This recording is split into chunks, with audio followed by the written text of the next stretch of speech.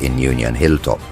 He is now in the process of constructing another development in Cap Estate, this time with 5 properties. What makes this transaction suspicious is that Casimir made a $100,000 cash deposit on the property. The total cost of the property is about $273,000. Compounding the situation is that a contractor, who is also a political financier of Casimir, is the one developing the minister's newly acquired Cap Estate property. This same contractor was awarded a multi-million-dollar contract for rehabilitation work done on the Darren Sammy cricket ground in preparation for World Cup cricket, as well as numerous other contracts in the constituency of Grosley. The allegations being leveled against the minister is that he has received kickbacks from the contractor for the Cap Estate development in return for the awarding of multi-million-dollar contracts around the constituency. Has Casimir filed these developments with the Integrity Commission? Prime Minister Philippe Pierre claimed that he would have a zero tolerance for corruption in his cabinet, although he has ignored numerous glaring examples of corruption amongst his cabinet colleagues. Will this be another situation that Philippe Pierre blindly ignores? St. Lucians deserve answers. Kingston and Philippe Pierre, Pabo. The United Workers' Party reaffirms its unwavering commitment to the health and well-being of every St. Lucian. When re-elected, we will reinstate the National Health Insurance NHI program, a vital initiative that was regrettably abandoned by the St. Lucia Labour Party, the SLP. This decision by the SLP has left thousands of St. Lucians vulnerable with limited access to affordable quality health care. The United Workers' Party will correct this injustice because we believe that health care is not a privilege, it is a fundamental human right that every citizen is entitled to. The National Health Insurance Program was designed to create a comprehensive, inclusive, and sustainable healthcare system that ensures no one is left behind or left out. And that is regardless of economic status. Under the leadership of the United Workers' Party, the NHI will be reinstated to provide the following benefits to St. Lucians. 1. Comprehensive health coverage.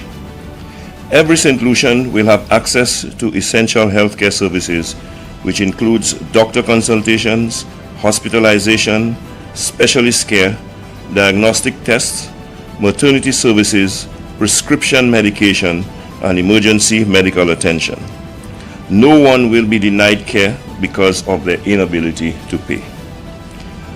Secondly, we'll reduce the financial burden. Too many families and individuals face the impossible choice between seeking medical care and meeting basic living expenses. The NHI will significantly reduce out-of-pocket expenses, making healthcare more affordable for all, especially for vulnerable groups like the elderly, children, low-income families, and single parents.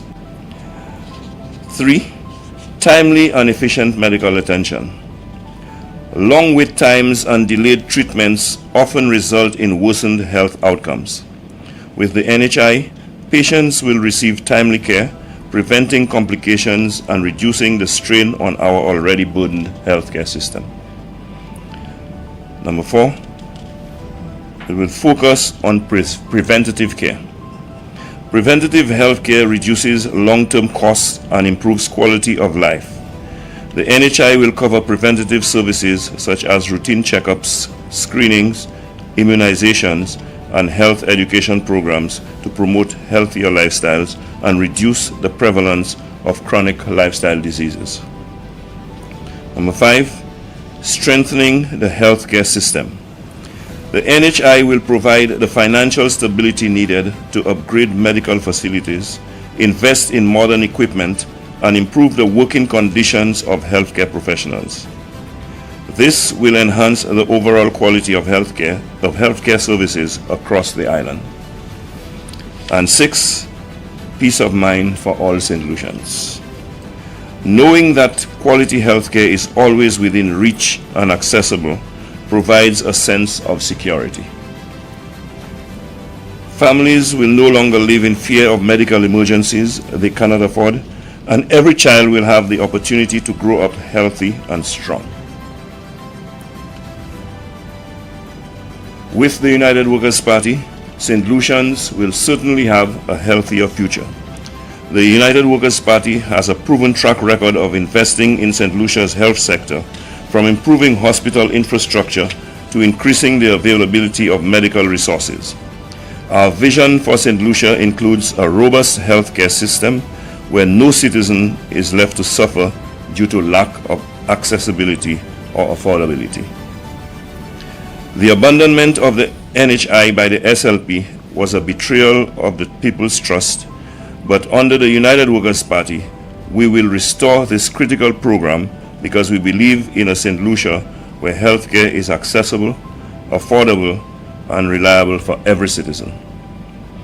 When you vote for the United Workers' Party, you are voting for a healthier, stronger, and more secure St. Lucia. Your health is our priority, and we will deliver. A United Workers' Party government plans to change this situation. This crisis demands more than just words. It requires leadership action and solutions.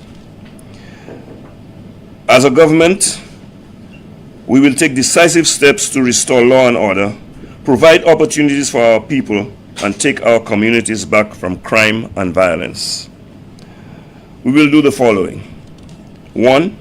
Empowering our youth with after-school and weekend programs.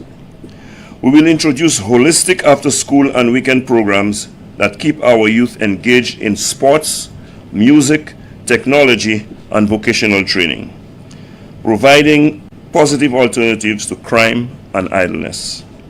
Number 2, creating more economic opportunities. Many of our young men turn to crime due to lack of employment, and so we will work to ensure that we provide support to small businesses, create more entrepreneurial opportunities, and provide them with training programs to help individuals become more self-sufficient. 3, we will improve access to affordable housing. We believe that poor living conditions contribute to crime, and we will upgrade and develop affordable housing to provide solutions so that families can live in safer, more stable environments. 4, we will use technology to fight crime. We will invest in CCTV surveillance networks, smart street lighting, and crime detecting technology to help deter and solve crimes more efficiently. 5, revitalizing sports and community development. We will introduce and upgrade sports facilities across the island and organize regular sporting competitions to keep our young men engaged in structured activities instead of turning to crime. And I say this given the fact that the opportunity for this to take place has been eroded by the squandering of the funds that should be used for youth and sporting activities from the National Lottery after guaranteeing a loan of $80 million and having the National Lottery to finance that loan with $80,000 monthly, leaving absolutely no resources to provide for those programs for young people.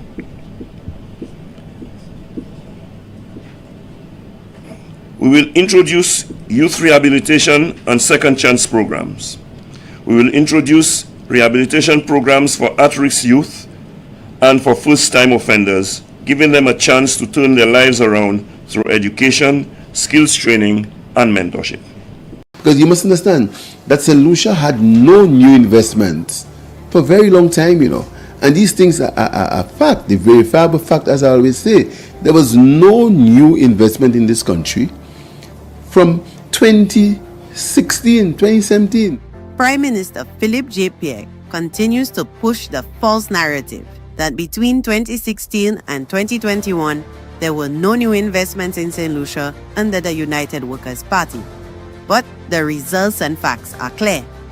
While the world battled a global pandemic, the UWP was hard at work laying the foundation for economic growth, creating real jobs, and attracting major investments that began to transform our economy. Projects like Cabot St. Lucia, the DSH Pearl of the Caribbean, ITEL BPO, and Ojo Labs created thousands of job opportunities for young people and professionals.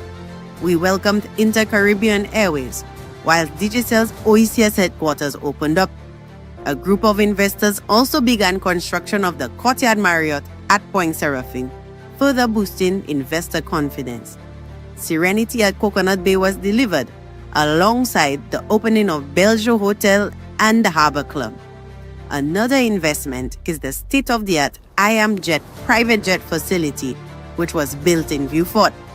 We even signed a historic agreement with Royal Caribbean, Carnival Cruise Line, and MSC to develop a cruise home port in Vieux Fort, a game changer for tourism and job creation in the South. And let's not forget the Orange Grove Plaza in Bois d'Auge and the proposed Sanders La Sousse 380-suite resort, a world-class development that was tragically derailed by political interference from SLP operatives, robbing St. Lucians of hundreds of jobs and millions in economic benefits. Ironically, many of these same projects were opposed by Philip JP and the SLP while they were in opposition. Yet today, they enjoy the benefits and take credit for the progress they once tried to block. So don't be fooled by the spin. The truth is this: the United Workers' Party delivered. We built, we attracted investment, we created opportunities. And we did it while navigating one of the toughest global crises in recent history. The facts are clear and the evidence is everywhere. The United Workers' Party delivers. Philip J. Pierre is just trying to rewrite history as usual. Pierre, Pabo. Jeremiah Norbert and his desperate labor comrades want you to believe that little was done in Micoud South under the UWP from 2016, despite the clear evidence all around. Even with a 2-year disruption caused by the COVID-19 pandemic, and began the transformation of Micoud South in a way the constituency had never seen before. We built the new Micoud Wellness Center, upgraded the Micoud playing field, built the new Micoud Early Childhood Development Center, constructed a smart block for the Micoud Secondary School. We also built the new Micoud Market, which the SLP has abandoned for the last 4 years. We constructed 2 community parks, one in New Extension Micoud and one in Monrepo. We completely rehabilitated the Micoud Village Main Road. We also completely rehabilitated the Monrepo Community Road. We rehabilitated the Prale Community Center, constructed numerous community roads, including Hillview Road, Sesendescat Drive, Wen Road, New Extension Micoud Roads, Grass Street, and the St. Marie Road. Hundreds of students benefited from scholarships and school bursaries. We also rehabilitated the Micoud Village Public Laundry by the Sea. We constructed a new wing at the Monrepo Passias Combined School and gave the fishermen of Prale a new home. Residents of Micoud also had the benefit of free wireless internet in parts of the constituency. The United Workers' Party delivered for Micoud South, and we're committed to doing it again. Vote Elisha Norbert and the UWP to right the wrongs in Micoud South. Malwat! Why them Lucians so make them this? Suipui, some 2.5% HCSL thing is a tax vibe. So what that have to do with people getting meg? But just now, to me them people paying VAT already. Exactly. The tax is calculated on the cost of goods. So one time the price go increase, Uma. The Lucians end up paying more than 15%. Mama! Gasa, just imagine $100 go buy less groceries. People getting poor. Things like rent and utility bills go also increase, Gasa. Real Malawi vibe? All them things the people doing to stay healthy, like gym, healthy eating, and safety and security, go be harder to get because people ain't have money. Partner, if them people ain't have enough money, The egg will have leftover food for us to eat. The bins go be empty. Wow! Things real happening to them, Lucianzi. Look out for us again soon. We go show you all more. St. Lucia is at a crossroads. Mismanagement, incompetence, and rising crime under the Philip J. Pierre administration have left us all struggling. But under Alan Chasney's leadership, our country flourished. Taxes were lowered, 17 health centers were upgraded, the OKE hospital opened, over $12 million in hospital bills were wiped clean, lifting a burden off of our people. Construction of the state-of-the-art St. Jude Hospital began. The forensic lab was reopened. Homicides were 25% lower than they are today. New schools were built, 30% of our roads rehabilitated, and sports facilities across the country received major upgrades, empowering our youth. He successfully led us through the COVID-19 pandemic, winning global recognition for St. Lucia's top care management. Alan Chasney, strong leadership to save our St. Lucia. Life in St. Lucia has become unbearable. Every day, we feel the crushing weight of a government that's out of touch with the struggles of its people. They've collected millions in taxes on fuel, leaving us paying more for gasoline, cooking gas, kerosene, and diesel. And as if that wasn't enough, the Health and Security Levy has made everything more expensive, adding an additional 2.5% to the cost of goods and services. Bus fares have gone up, bread costs more, electricity, water, food, internet, even your mobile credit, it all costs more. For many St. Lucians, their paychecks don't stretch like they used to. Meanwhile, the government has reduced subsidies on flour, making basic necessities harder to afford. And while they raise prices on you, they've removed 700 people from the public assistance list, leaving our most vulnerable families with no support. St. Lucia is paying the price for a government that refuses to care. How much more can we take? How many more sacrifices must we make while they mismanage our country's finances? It's time to fight back, to stand up for our families, our future, and our country. No more excuses, no more broken promises. We can't afford to stay silent. The high cost of living is suffocating us, but together we can make our voices heard. St. Lucia deserves better. Pierre Pabo. Senator Lisa Joahir, who also serves as the communications director for the St. Lucia Labour Party, continues to blatantly lie and deceive St. Lucians.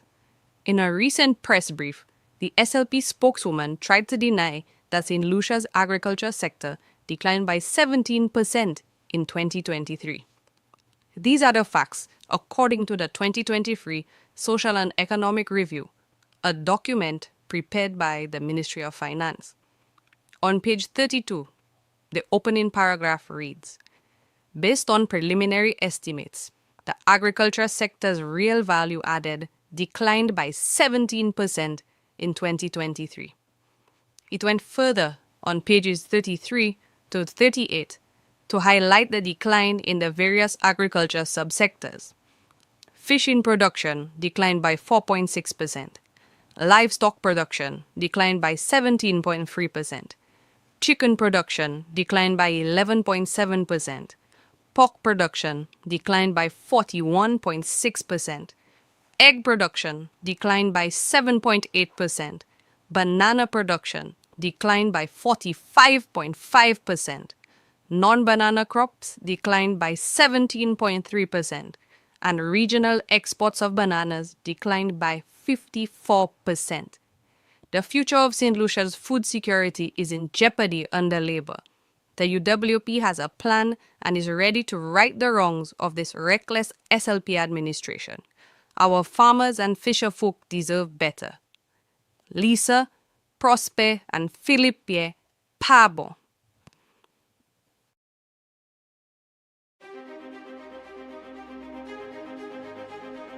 At a recent briefing, Prime Minister Philippe Pierre claimed that the custody suites project has been delayed due to bathroom sinks and toilets breaking during shipment. Not just once, but twice. There were a series of unfortunate events. Number one, there was supposed to have the toilets, the special toilets. They got broken. When in shipping. My information is they were sent back to all the new ones, and then the other ones came back and they sent back the same broken ones. So my information, you see, and a lot. But here's the truth.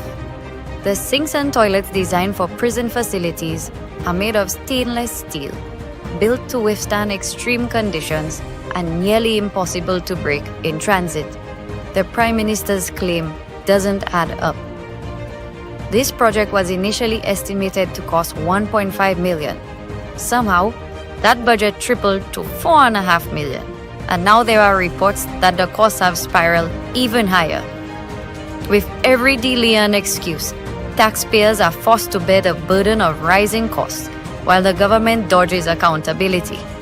Why isn't Prime Minister Pierre giving the people the truth about what's really causing the delays and escalating the costs? St. Lucia deserves a leader who takes responsibility, not one who resorts to dubious excuses.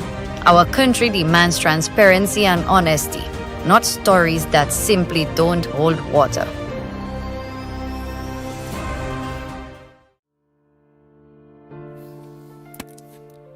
In 2019, the Alan Chasney-led United Workers' Party took decisive action to address the healthcare challenges faced by St. Lucians.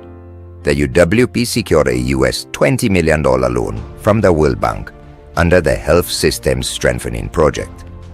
Out of this loan, US $5.5 million was specifically allocated to establish the framework for a national health insurance program. Under this initiative, every St. Lucian would have received up to $75,000 in healthcare coverage on an annual basis, making healthcare more accessible, equitable, and affordable for all. An advisory board of experts, including Dr. Stephen King and Dr. Merle Clark, was assembled to design the framework for this transformative program. However, when the Philip J. Pierre administration took office, they chose to abandon this initiative. Why? Simply because it was started by the United Workers' Party. The consequences of this decision are devastating. Families continue to struggle with medical expenses, hospitals remain overwhelmed, and St. Lucians are left without the healthcare safety net they were excitedly expecting. Where is the accountability? Where is the vision? We would not be facing the current health crisis if the NHI program had been implemented. The National Health Insurance Program was never about politics. It was about people. It would ensure every St. Lucian had access to the care they deserve. Let's set the record straight. The health of our nation should never be sacrificed for politics. It's time to demand a healthcare system that St. Lucians deserve. Labour, Pabo. On October 20th, 2024, at the SLP's Conference of Delegates in Vieux-Fort, Prime Minister Philippe J. Pierre made a desperate attempt to rewrite history. You will remember that the United Workers' Party only gave COVID support to NIC contributors. This claim is absolutely false. The truth? In July 2020, under the UWP administration, 5,000 St. Lucians who were non-contributors of NIC received $500 per month for 3 months to help them survive the pandemic. Prime Minister Pierre knows the facts, yet he chose to lie to the nation. Why? To mislead and divide. St. Lucia deserves a leader who values integrity, one who speaks the truth, not one who tries to twist it. Pierre, Pabo, we need real leadership, not deception. Youth and Sports Minister Kenson Casimir has been caught blatantly lying about the delays with several disciplines related to national school sports. On October 23, 2024, an article published by Terry Finisterre a well-known sports journalist and a close political ally of Minister Kazime, penned an article titled "School Sports Suspended." The story went on to explain that secondary student athletes in St. Lucia would be denied an opportunity to showcase their talents and abilities this term, as school sports has been suspended. It went further to say that this term faced the unusual interruption due to the Julian Alfred homecoming in September. According to Finisterre, one official who wished to remain anonymous told him that the disruption in instruction occasioned by the week of activities, including school rallies and a holiday, in addition to the resources that went into planning the festivities, were all a factor in deciding to cull sports. It is therefore disingenuous and a blatant lie on the part of Minister Kazime to accuse the UWP of fabricating this issue when it was first brought to light by his close friend and colleague. Attempts to salvage the issue were only made due to significant public pressure over the last 2 weeks. Our young athletes deserve leaders who will prioritize their development, not make excuses. It's time for transparency, accountability, and truth. St. Lucia deserves a government that values youth empowerment, not one that sidelines it. Kenson Pabo.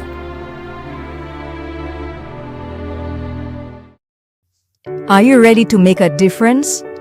Join the movement that aims to make St. Lucia the best place to live, work, visit, and invest. The United Workers' Party is a team of forward thinkers, visionaries, passionate and caring citizens just like you. Together, we can create a brighter future, create safer communities, lower taxes, improve healthcare, and create more opportunities for all. Stand with the UWP and be part of change. Join the United Workers' Party because St. Lucia deserves better.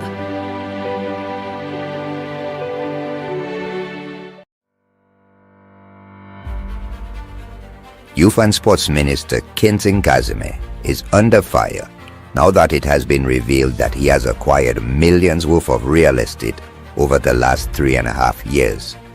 Since assuming office, Kazime has developed 3 villas in Union Hilltop. He is now in the process of constructing another development in Cap Estate, this time with 5 properties. What makes this transaction suspicious is that Kazime made a $100,000 cash deposit on the property. The total cost of the property is about $273,000.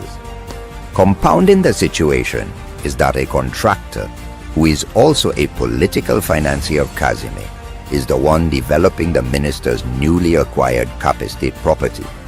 This same contractor was awarded a multi-million-dollar contract for rehabilitation work done on the Darren Sammy cricket ground in preparation for World Cup cricket, as well as numerous other contracts in the constituency of Grosley. The allegations being leveled against the minister is that he has received kickbacks from the contractor for the Cap Estate development in return for the awarding of multi-million-dollar contracts around the constituency. Has Kazime filed these developments with the Integrity Commission? Prime Minister Philippe Pierre claimed that he would have a zero tolerance for corruption in his cabinet, although he has ignored numerous glaring examples of corruption amongst his cabinet colleagues. Will this be another situation that Philippe Pierre blindly ignores? St. Lucians deserve answers. Kenson and Philippe Pierre, Pabo. The United Workers' Party reaffirms its unwavering commitment to the health and well-being of every St. Lucian. When re-elected, we will reinstate the National Health Insurance NHI program, a vital initiative that was regrettably abandoned by the St. Lucia Labour Party, the SLP. This decision by the SLP has left thousands of St. Lucians vulnerable with limited access to affordable quality health care. The United Workers' Party will correct this injustice because we believe that health care is not a privilege, it is a fundamental human right that every citizen is entitled to. The National Health Insurance Program was designed to create a comprehensive, inclusive, and sustainable healthcare system that ensures no one is left behind or left out. And that is regardless of economic status. Under the leadership of the United Workers' Party, the NHI will be reinstated to provide the following benefits to St. Lucians. 1. Comprehensive health coverage. Every St. Lucian will have access to essential healthcare services, which includes doctor consultations, hospitalization, specialist care, diagnostic tests, maternity services, prescription medication, and emergency medical attention. No one will be denied care because of their inability to pay. Secondly, we'll reduce the financial burden. Too many families and individuals face the impossible choice between seeking medical care and meeting basic living expenses. The NHI will significantly reduce out-of-pocket expenses, making healthcare more affordable for all, especially for vulnerable groups like the elderly, children, low-income families, and single parents. 3. Timely and efficient medical attention. Long wait times and delayed treatments often result in worsened health outcomes. With the NHI, patients will receive timely care, preventing complications and reducing the strain on our already burdened healthcare system. Number 4, it will focus on preventative care.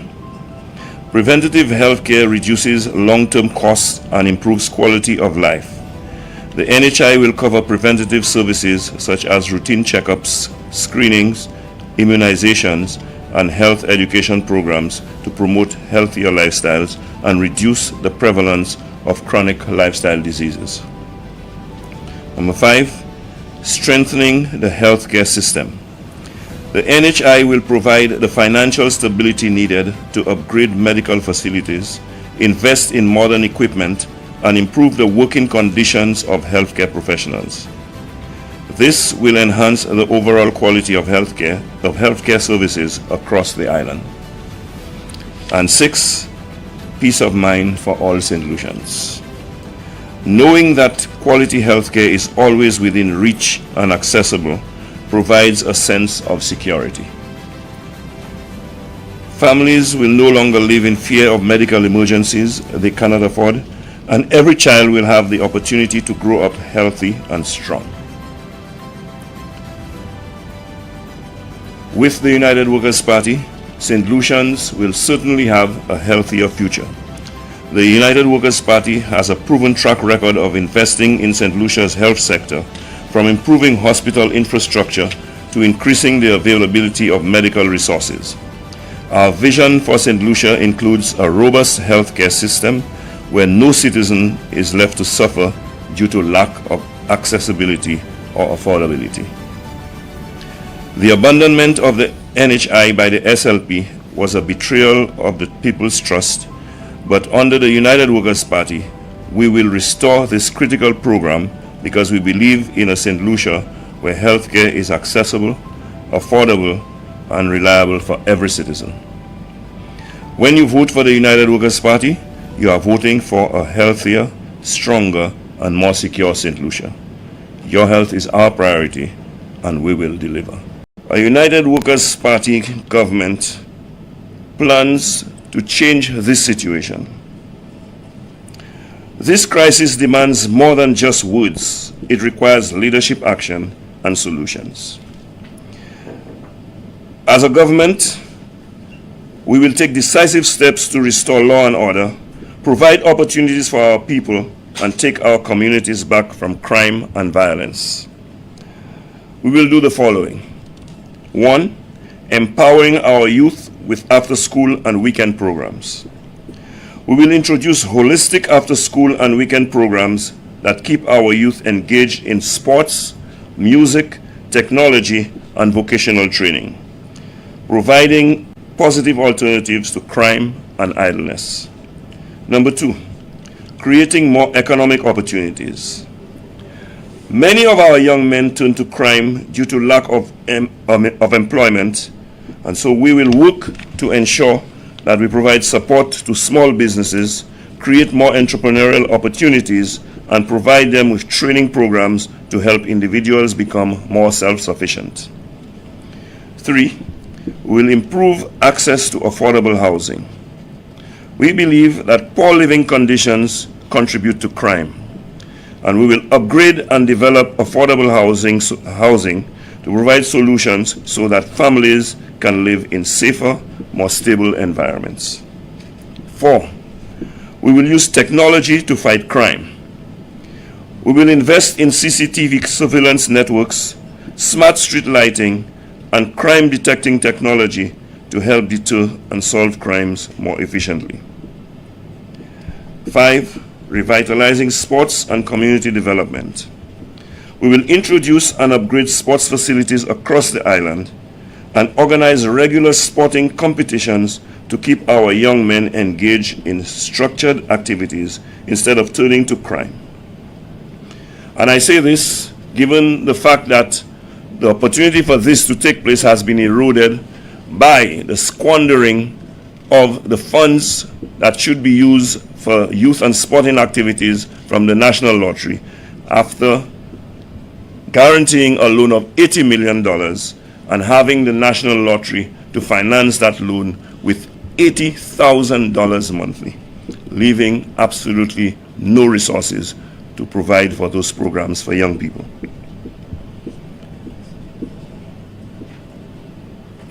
We will introduce youth rehabilitation and second chance programs.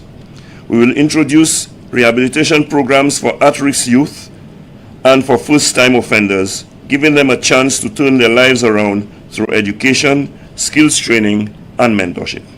Because you must understand that St. Lucia had no new investments for a very long time, And these things are fact, the verifiable fact, as I always say. There was no new investment in this country from 2016, 2017. Prime Minister Philip J. Pierre continues to push the false narrative that between 2016 and 2021, there were no new investments in St. Lucia under the United Workers' Party. But the results and facts are clear. While the world battled a global pandemic, the UWP was hard at work laying the foundation for economic growth, creating real jobs, and attracting major investments that began to transform our economy. Projects like Cabot St. Lucia, the DSH Pearl of the Caribbean, ITEL BPO, and Ojo Labs created thousands of job opportunities for young people and professionals. We welcomed Inter-Caribbean Airways, while Digicel's OECS headquarters opened up. A group of investors also began construction of the Courtyard Marriott at Point Seraphine, further boosting investor confidence. Serenity at Coconut Bay was delivered, alongside the opening of Bellevue Hotel and the Harbor Club. Another investment is the state-of-the-art IAMJet private jet facility, which was built in Vieux Fort. We even signed a historic agreement with Royal Caribbean, Carnival Cruise Line, and MSC to develop a cruise home port in Vieux Fort, a game changer for tourism and job creation in the South. And let's not forget the Orange Grove Plaza in Bordeaux and the proposed Sanders La Sousse 380-suite resort, a world-class development that was tragically derailed by political interference from SLP operatives, robbing St. Lucians of hundreds of jobs and millions in economic benefits. Ironically, many of these same projects were opposed by Philip JP and the SLP while they were in opposition. Yet today, they enjoy the benefits and take credit for the progress they once tried to block. So don't be fooled by the spin. The truth is this: the United Workers' Party delivered. We built, we attracted investment, we created opportunities, and we did it while navigating one of the toughest global crises in recent history. The facts are clear and the evidence is everywhere. The United Workers' Party delivers. Philip J. Pierre is just trying to rewrite history as usual. Pierre, Pabo. Jeremiah Norbert and his desperate labor comrades want you to believe that little was done in Micoud South under the UWP from 2016, despite the clear evidence all around. Even with a 2-year disruption caused by the COVID-19 pandemic, the UWP laid the foundation and began the transformation of Micoud South in a way the constituency had never seen before. We built the new Micoud Wellness Center, upgraded the Micoud playing field, built the new Micoud Early Childhood Development Center, constructed a smart block for the Micoud Secondary School. We also built the new Micoud Market, which the SLP has abandoned for the last 4 years. We constructed 2 community parks, one in New Extension Micoud and one in Monrepo. We completely rehabilitated the Micoud Village Main Road. We also completely rehabilitated the Monrepo Community Road. We rehabilitated the Prale Community Center, constructed numerous community roads, including Hillview Road, Sesendescat Drive, Wen Road, New Extension Micoud Roads, Grass Street, and the St. Marie Road. Hundreds of students benefited from scholarships and school bursaries. We also rehabilitated the Micoud Village Public Laundry by the Sea. We constructed a new wing at the Monrepo Passias Combined School and gave the fishermen of Prale a new home. Residents of Micoud also had the benefit of free wireless internet in parts of the constituency. The United Workers' Party delivered for Micoud South, and we're committed to doing it again. Vote Elisha Norbert and the UWP to right the wrongs in Micoud South. Malwat? Why them Lucian so make them this? Suipui, some 2.5% HCSL thing is a tax vibe. So what that have to do with people getting meg? But just now, to me them people paying VAT already. Exactly. The tax is calculated on the cost of goods. So one time the price go increase, Uma. The Lucians end up paying more than 15%. Mama! Gasa, just imagine $100 go buy less groceries. People getting poor. Things like rent and utility bills go also increase, Gasa. Real Malawi vibe? All them things the people doing to stay healthy, like gym, healthy eating, and safety and security, go be harder to get because people ain't have money. Partner, if them people ain't have enough money, they ain't go have leftover food for us to eat. The bins go be empty. Wow! Things real happening to them, Lucianzi. Look out for us again soon. We go show you all more. St. Lucia is at a crossroads. Mismanagement, incompetence, and rising crime under the Philip J.P. administration have left us all struggling. But under Alan Chasney's leadership, our country flourished. Taxes were lowered, 17 health centers were upgraded, the OKE hospital opened, over $12 million in hospital bills were wiped clean, lifting a burden off of our people. Construction of the state-of-the-art St. Jude Hospital began. The forensic lab was reopened. Homicides were 25% lower than they are today. New schools were built, 30% of our roads rehabilitated, and sports facilities across the country received major upgrades, empowering our youth. He successfully led us through the COVID-19 pandemic, winning global recognition for St. Lucia's top care management. Alan Chasney, strong leadership to save our St. Lucia. Life in St. Lucia has become unbearable. Every day, we feel the crushing weight of a government that's out of touch with the struggles of its people. They've collected millions in taxes on fuel, leaving us paying more for gasoline, cooking gas, kerosene, and diesel. And as if that wasn't enough, the Health and Security Levy has made everything more expensive, adding an additional 2.5% to the cost of goods and services. Bus fares have gone up, bread costs more, electricity, water, food, internet, even your mobile credit, it all costs more. For many St. Lucians, their paychecks don't stretch like they used to. Meanwhile, the government has reduced subsidies on flour, making basic necessities harder to afford. And while they raise prices on you, they've removed 700 people from the public assistance list, leaving our most vulnerable families with no support. St. Lucia is paying the price for a government that refuses to care. How much more can we take? How many more sacrifices must we make while they mismanage our country's finances? It's time to fight back, to stand up for our families, our future, and our country. No more excuses, no more broken promises. We can't afford to stay silent. The high cost of living is suffocating us, but together we can make our voices heard. St. Lucia deserves better. Pierre Pabo.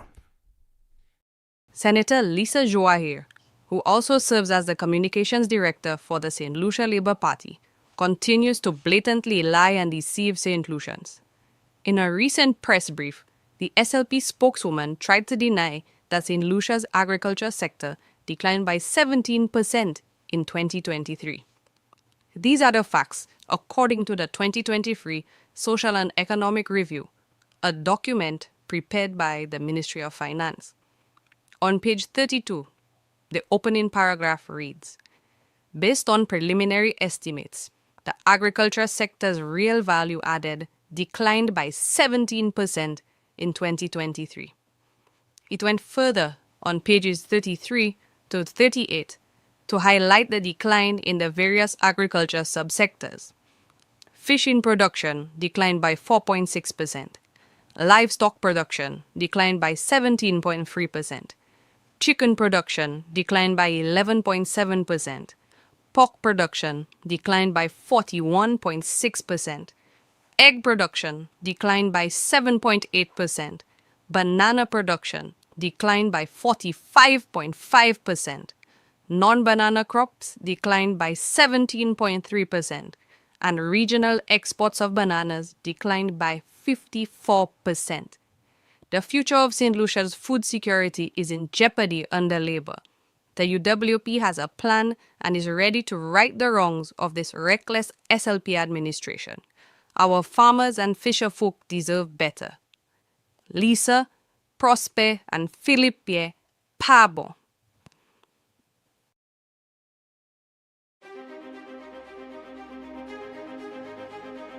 At a recent briefing, Prime Minister Philippe Pierre claimed that the custody suites project has been delayed due to bathroom sinks and toilets breaking during shipment. Not just once, but twice. There were a series of unfortunate events. Number one, there was supposed to have the toilets, the special toilets. They got broken. When in shipping.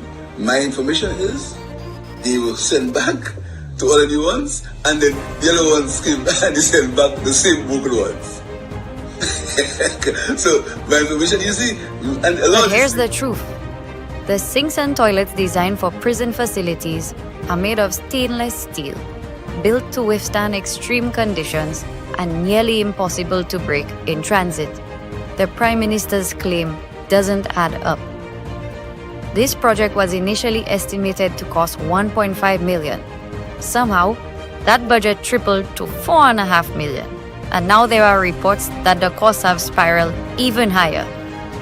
With every delay and excuse, taxpayers are forced to bear the burden of rising costs, while the government dodges accountability. Why isn't Prime Minister Pierre giving the people the truth about what's really causing the delays and escalating the costs? St. Lucia deserves a leader who takes responsibility, not one who resorts to dubious excuses.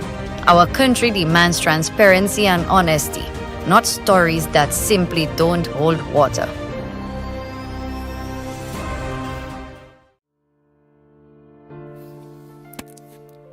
In 2019, the Alan Chasney-led United Workers' Party took decisive action to address the healthcare challenges faced by St. Lucians.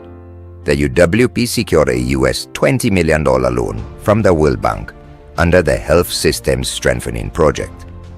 Out of this loan, US $5.5 million was specifically allocated to establish the framework for a national health insurance program.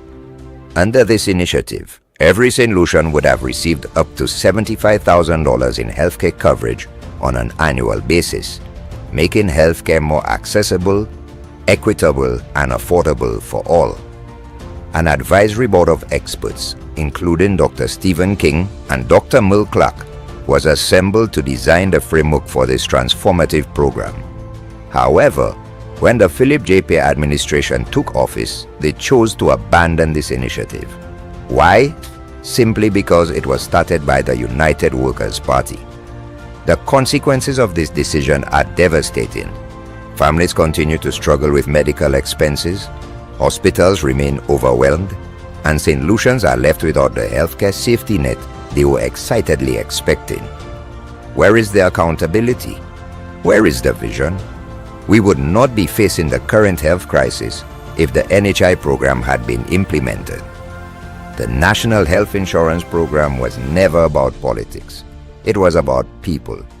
It would ensure every St. Lucian had access to the care they deserve. Let's set the record straight. The health of our nation should never be sacrificed for politics. It's time to demand a healthcare system that St. Lucians deserve. Labor, Pabo. On October 20th, 2024, at the SLP's Conference of Delegates in Vieux-Fort, Prime Minister Philip J. Pierre made a desperate attempt to rewrite history. You will remember that the United Workers' Party only gave COVID support to NIC contributors. This claim is absolutely false. The truth? In July 2020, under the UWP administration, 5,000 St. Lucians who were non-contributors of NIC received $500 per month for 3 months to help them survive the pandemic. Prime Minister Pierre knows the facts, yet he chose to lie to the nation. Why? To mislead and divide. St. Lucia deserves a leader who values integrity, one who speaks the truth, not one who tries to twist it. Pierre Pabo, we need real leadership, not deception.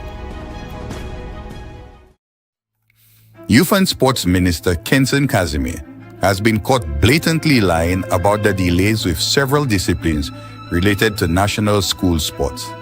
On October 23, 2024, an article published by Terry Finisterre, a well-known sports journalist and a close political ally of Minister Casimir, penned an article titled, "School Sports Suspended." The story went on to explain that secondary student athletes in St. Lucia would be denied an opportunity to showcase their talents and abilities this term, as school sports has been suspended. It went further to say that this term faced the unusual interruption due to the Julian Alfred homecoming in September.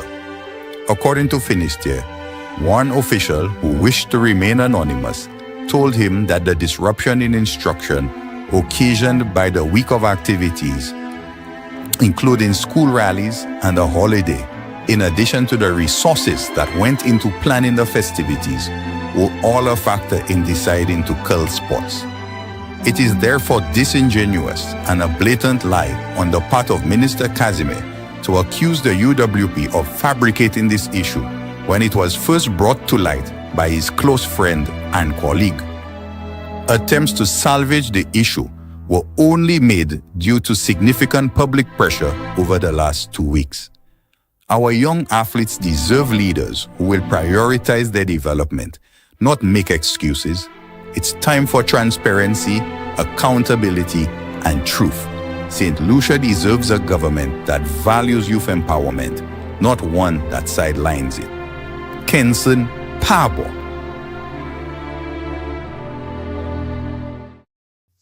Are you ready to make a difference? Join the movement that aims to make St. Lucia the best place to live, work, visit, and invest. The United Workers' Party is a team of forward thinkers, visionaries, passionate and caring citizens just like you. Together, we can create a brighter future, create safer communities, lower taxes, improve healthcare, and create more opportunities for all. Stand with the UWP and be part of change. Join the United Workers' Party because St. Lucia deserves better.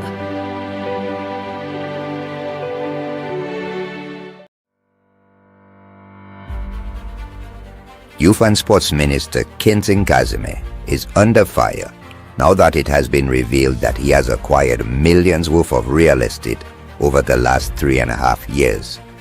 Since assuming office, Kazime has developed 3 villas in Union Hilltop. He is now in the process of constructing another development in Cap Estate, this time with 5 properties. What makes this transaction suspicious is that Kazime made a $100,000 cash deposit on the property. The total cost of the property is about $273,000. Compounding the situation is that a contractor, who is also a political financier of Kazime, is the one developing the minister's newly acquired Cap Estate property. This same contractor was awarded a multi-million-dollar contract for rehabilitation work done on the Darren Sammy cricket ground in preparation for World Cup cricket, as well as numerous other contracts in the constituency of Grosley. The allegations being leveled against the minister is that he has received kickbacks from the contractor for the Cap Estate development in return for the awarding of multi-million-dollar contracts around the constituency. Has Kazime filed these developments with the Integrity Commission? Prime Minister Philippe claimed that he would have a zero tolerance for corruption in his cabinet, although he has ignored numerous glaring examples of corruption amongst his cabinet colleagues. Will this be another situation that Philippe blindly ignores? St. Lucians deserve answers. Kingston and Philippe Pabo. The United Workers' Party reaffirms its unwavering commitment to the health and well-being of every St. Lucian. When re-elected, we will reinstate the National Health Insurance NHI program, a vital initiative that was regrettably abandoned by the St. Lucia Labour Party, the SLP. This decision by the SLP has left thousands of St. Lucians vulnerable with limited access to affordable quality health care. The United Workers' Party will correct this injustice because we believe that health care is not a privilege, it is a fundamental human right that every citizen is entitled to. The National Health Insurance Program was designed to create a comprehensive, inclusive, and sustainable healthcare system that ensures no one is left behind or left out. And that is regardless of economic status. Under the leadership of the United Workers' Party, the NHI will be reinstated to provide the following benefits to St. Lucians. 1. Comprehensive health coverage. Every St. Lucian will have access to essential healthcare services, which includes doctor consultations, hospitalization, specialist care, diagnostic tests, maternity services, prescription medication, and emergency medical attention. No one will be denied care because of their inability to pay. Secondly, we'll reduce the financial burden. Too many families and individuals face the impossible choice between seeking medical care and meeting basic living expenses. The NHI will significantly reduce out-of-pocket expenses, making healthcare more affordable for all, especially for vulnerable groups like the elderly, children, low-income families, and single parents. 3. Timely and efficient medical attention. Long wait times and delayed treatments often result in worsened health outcomes. With the NHI, patients will receive timely care, preventing complications and reducing the strain on our already burdened healthcare system. Number 4, we will focus on preventative care. Preventative health care reduces long-term costs and improves quality of life.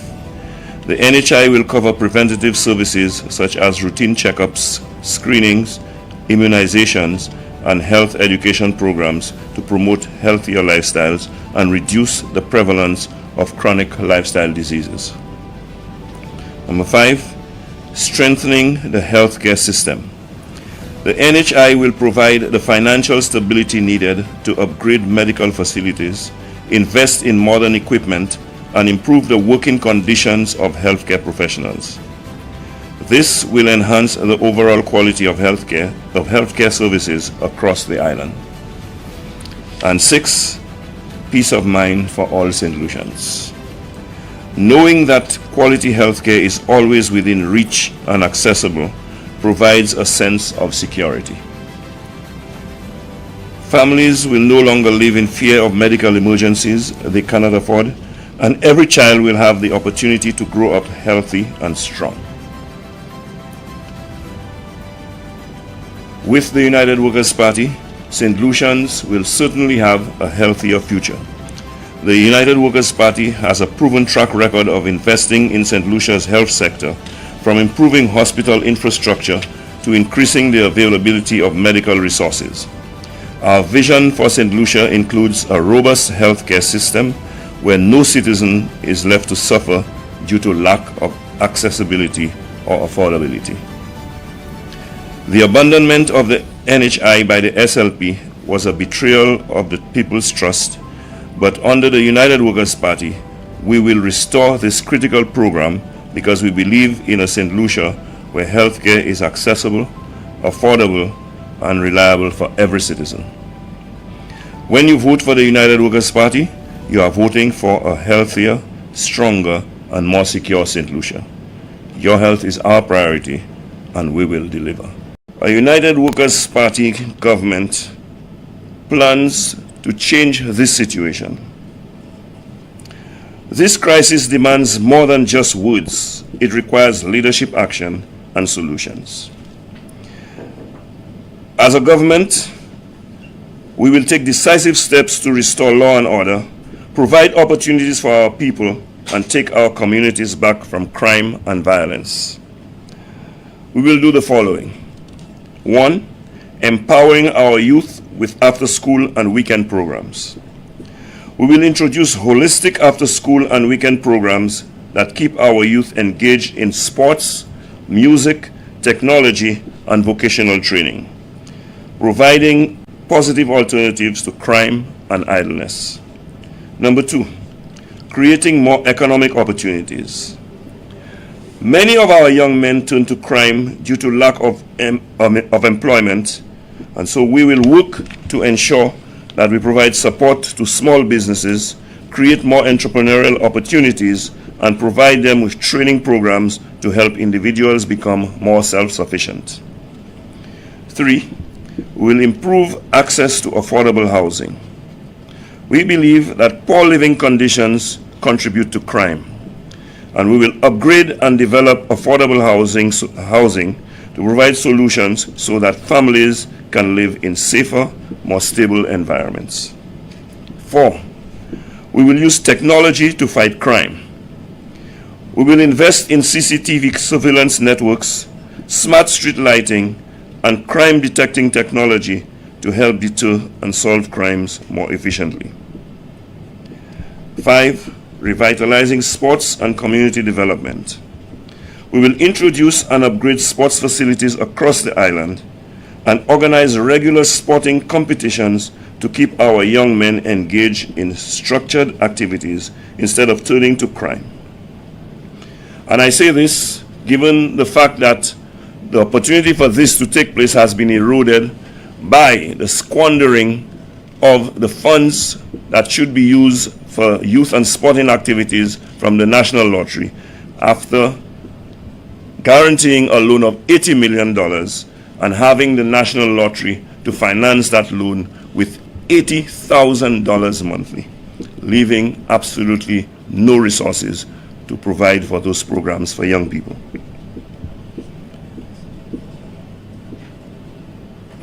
We will introduce youth rehabilitation and second chance programs. We will introduce rehabilitation programs for at-risk youth and for first-time offenders, giving them a chance to turn their lives around through education, skills training, and mentorship. Because you must understand that St. Lucia had no new investments for a very long time, And these things are fact, the verifiable fact, as I always say. There was no new investment in this country from 2016, 2017. Prime Minister Philip J. Pierre continues to push the false narrative that between 2016 and 2021, there were no new investments in St. Lucia under the United Workers' Party. But the results and facts are clear. While the world battled a global pandemic, the UWP was hard at work laying the foundation for economic growth, creating real jobs, and attracting major investments that began to transform our economy. Projects like Cabot St. Lucia, the DSH Pearl of the Caribbean, ITEL BPO, and Ojo Labs created thousands of job opportunities for young people and professionals. We welcomed Inter-Caribbean Airways, while Digicel's OECS headquarters opened up. A group of investors also began construction of the Courtyard Marriott at Point Seraphim, further boosting investor confidence. Serenity at Coconut Bay was delivered, alongside the opening of Bellevue Hotel and the Harbor Club. Another investment is the state-of-the-art IAMJet private jet facility, which was built in Vieux Fort. We even signed a historic agreement with Royal Caribbean, Carnival Cruise Line, and MSC to develop a cruise home port in Vieux Fort, a game changer for tourism and job creation in the South. And let's not forget the Orange Grove Plaza in Bois d'Auge and the proposed Sanders La Sousse 380-suite resort, a world-class development that was tragically derailed by political interference from SLP operatives, robbing St. Lucians of hundreds of jobs and millions in economic benefits. Ironically, many of these same projects were opposed by Philip JP and the SLP while they were in opposition. Yet today, they enjoy the benefits and take credit for the progress they once tried to block. So don't be fooled by the spin. The truth is this: the United Workers' Party delivered. We built, we attracted investment, we created opportunities. And we did it while navigating one of the toughest global crises in recent history. The facts are clear and the evidence.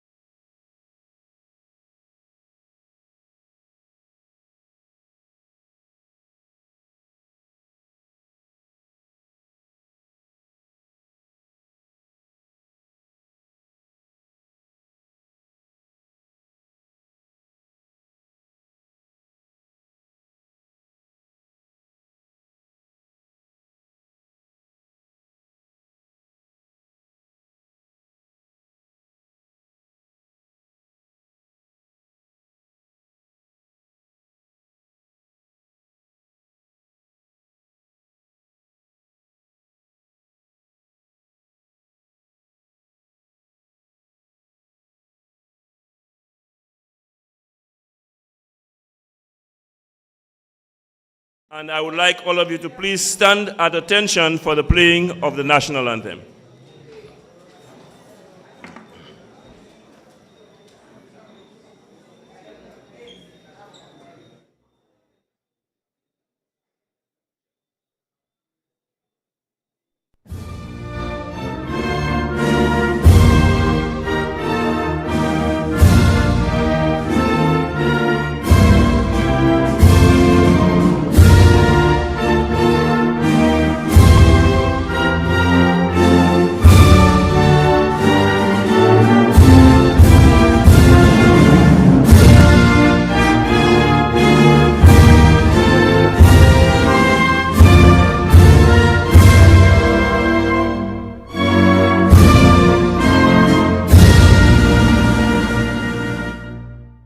Thank you very much. Please remain standing as I call on Mr. Dwight Calix to lead us in prayers.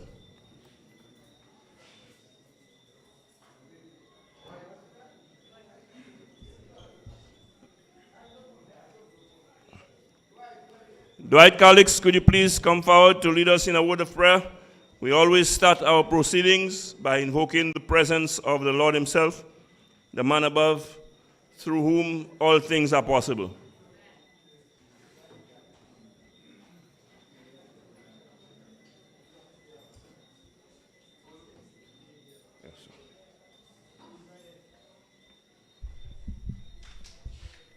Assign yourselves.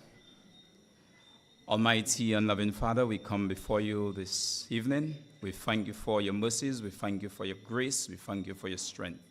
We thank you that we are able to come in your presence where we could keep such a meeting.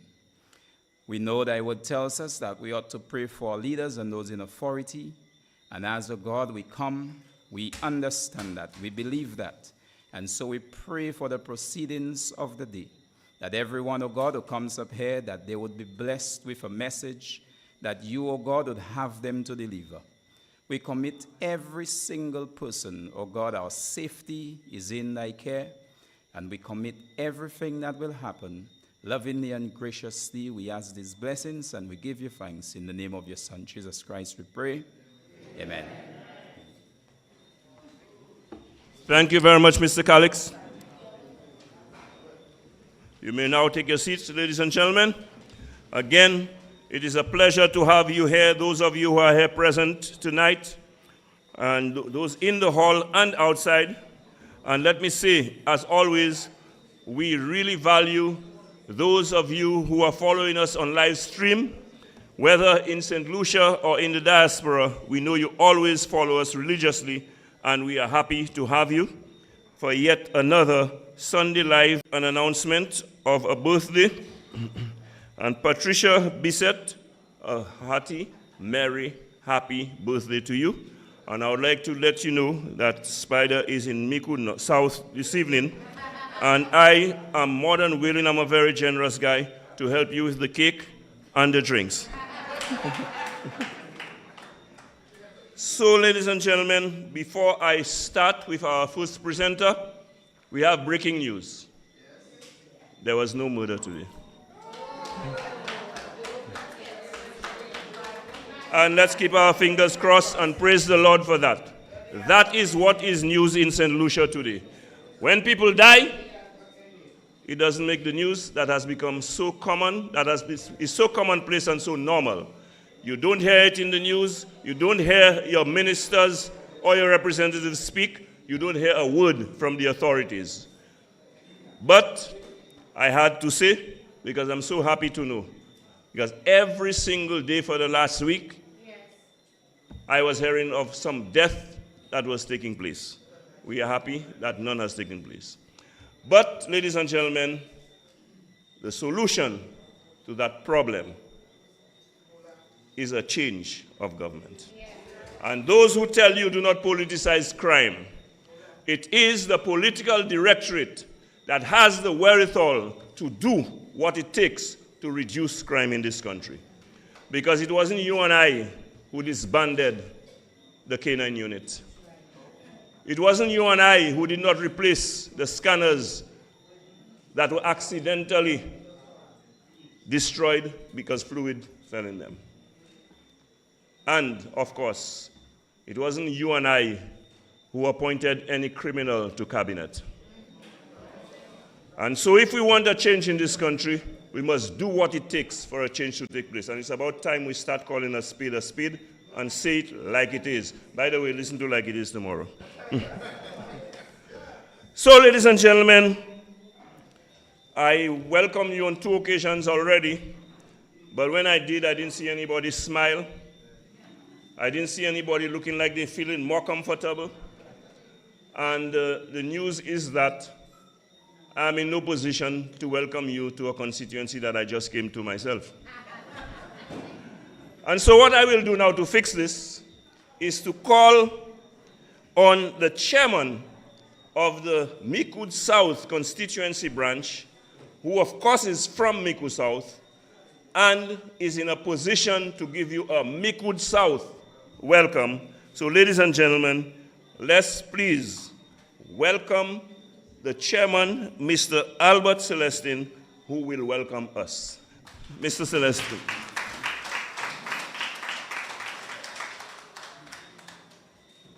Good night to all.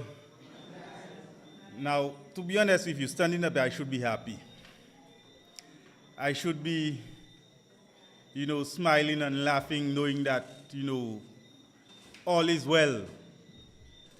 But it is not so. But before I tell you why, let me just welcome our candidates present.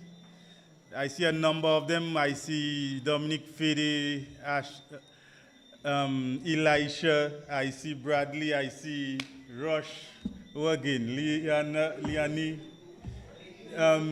Lady Lee, sorry. I see Mr. Chico and others.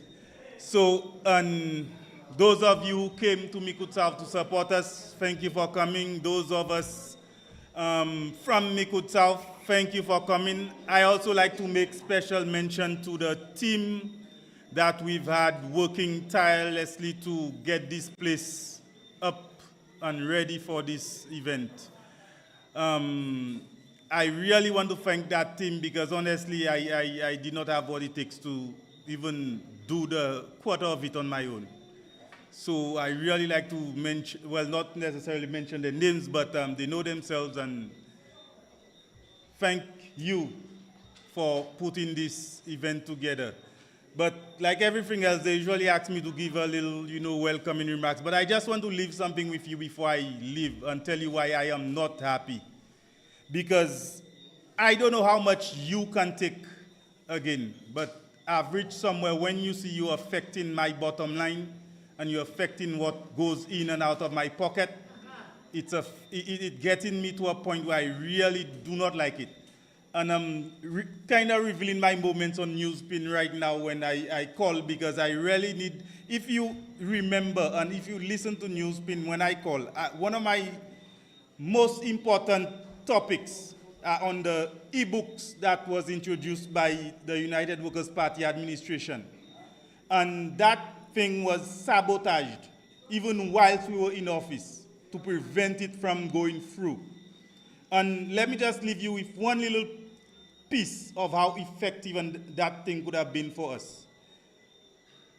This would have saved us. I have 3 children, and you know what it's like buying secondary school books. The textbooks now, well, it's been about 3 years since I last buy textbooks because my children have passed that stage. But the textbooks was no less than $1.99 for one. Okay? Now, most children write 8 subjects. Now, with those 8 subjects, you're talking about that's 8 times 2, 1,006 already. The Labour Party came. What did they do? They scrapped that e-book program that would have saved us $1,800. And they implemented facility fees, maths and English. You don't have to pay for that. So that's 3 things they implemented. Now, it sounds nice that they implemented these 3 things for us, but listen to that. Let's do the math. Facility fees in most schools cost less than $200. I have a teacher here. How much does maths and English CXC cost? Okay, about 3 something for the 2 of them. You know what that means? It means we have within the range of $500 that this Labour Party is saving us. $500. So they take away the $1,800 that we could have saved on the e-books by having the textbooks on the e-books, and they gave us back $1,800. Now, $500. Now, their people are clapping. They did something so nice for us. Okay, they did something so nice for us because they paying CXC fees, they paying facility fees. But do the math, people. You paying more. You paying more. And that is the tactic that the Labour Party is using. They give you a little bit there while they're taking a whole portion over there. So keep that in mind, people, especially when you go to the polls. Keep that in mind. Labour Party is only there to deceive you, make you see things that are not there, and make you believe it. So be careful. And with that, I just want to say again, thank you for coming. Let us have a good time in this place. Let us give attention to the speakers, listen, and listen to understand. Thank you.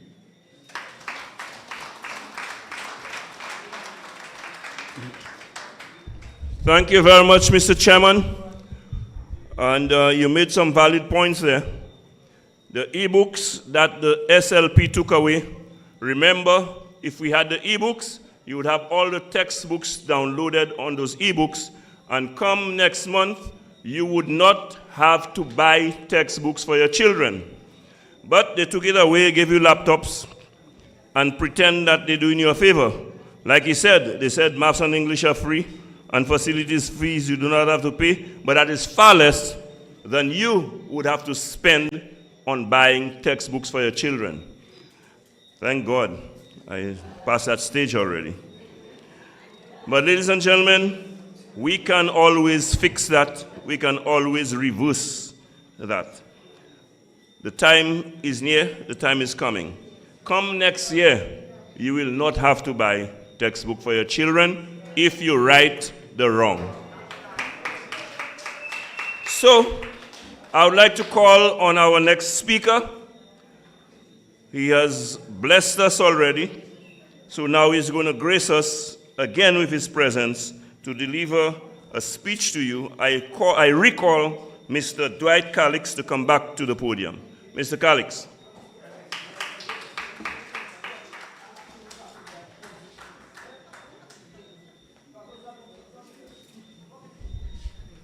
Good night to all again. Normally when I come up, my short space of time, I don't address anyone, and I'm really sorry, because in a short space of time, I just want to get straight to it. Now, I would have loved to have the political leader present. It's just something I feel that I have to do. So if it's possible and is present, I'd greatly appreciate it. But I can still go along without him. Reason I wanted him there, I was going to take about 3 minutes from his time to address him. That would be from his time, not my time. What happened is, we hear a lot about our political leader. And a lot of what we hear about him coming from the opposite side, we don't expect it to be positive. Tonight, my speech will be in the form of just a little conversation. A little conversation with us.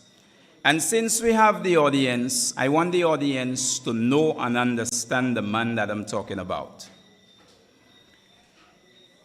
I've had the opportunity to sit with this man. I've had the opportunity to talk with him. And being at a few meetings with him, I can only speak from my heart. No other way. I will not be censored. I cannot be censored.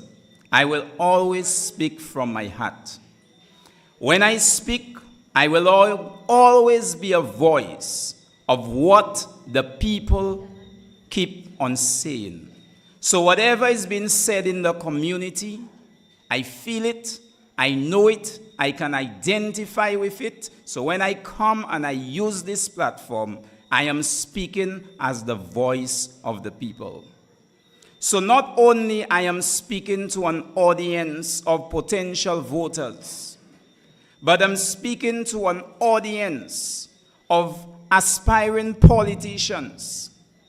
My brother Elisha, Sister Lady Lee, Sister Laura, that's some of the new names, Brother Chico.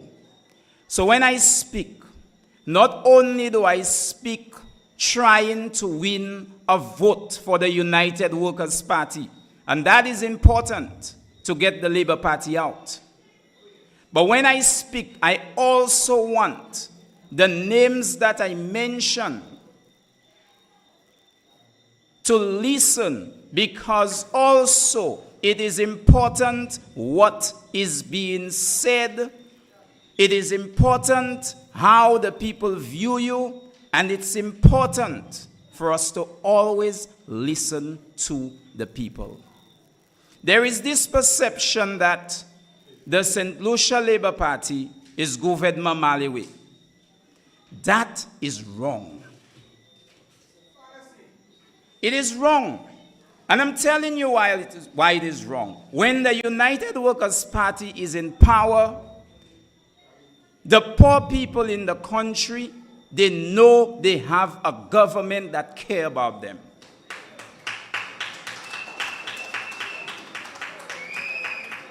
Not the SLP. Now, the reason my speech is in the form of a conversation, because there is something I want us to understand. There is something I want us to understand. This man here, I want you to come up.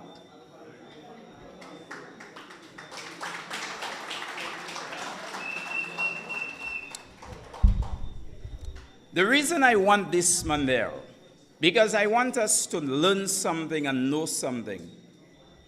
We're not going to agree on everything. That's a fact.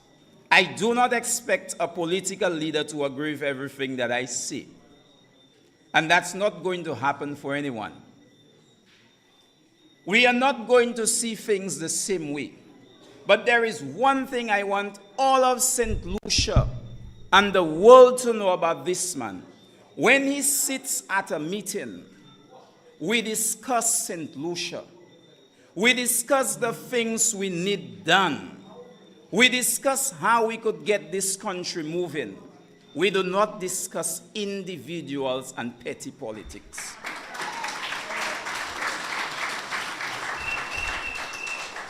I had to get this off my chest. I had to get it off my chest. Because too often, you hear people say things about this man. Call him what you want. Say what you want. I've seen him hungry. And I know what makes him hungry. They've spoken about his wife. He's not that hungry. They have spoken about his father. He's not that hungry. They speak about him and his color. He's not hungry. You know when this man is hungry? When this man is defending the average St. Lucian, this man is hungry.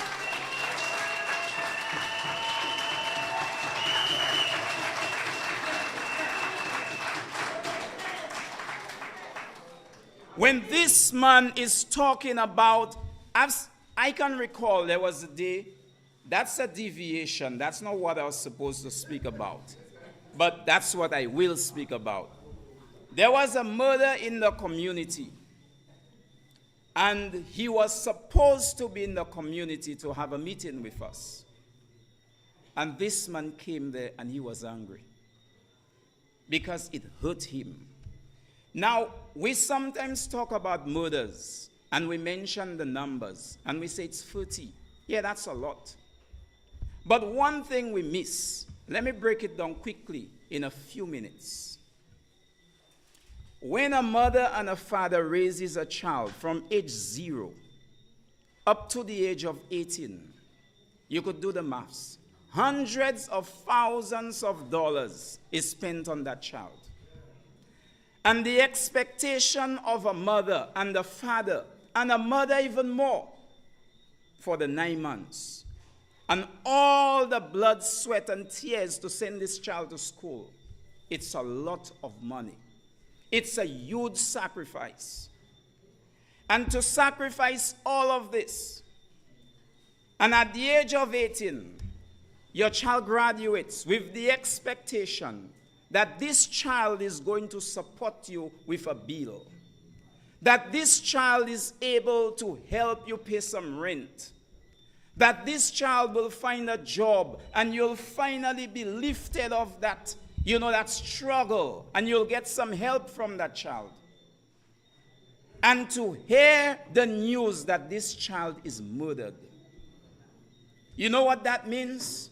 You have to find another $20,000, $30,000 to bury that child. And that is what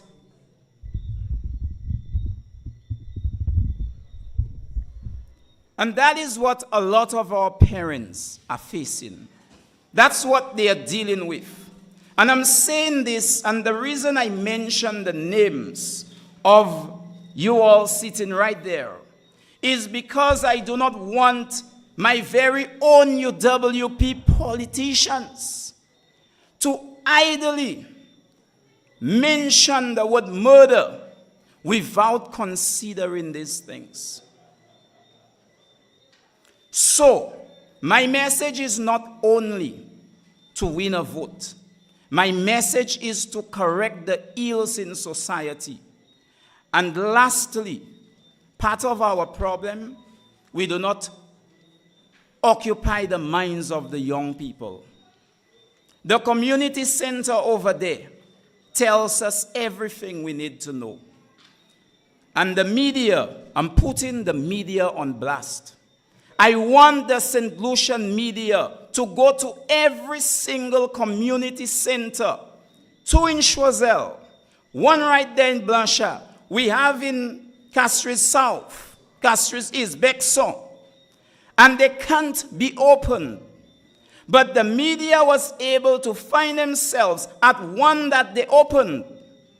And all the praises came out, the importance of it came out. What happened to the importance of those in Choiseul?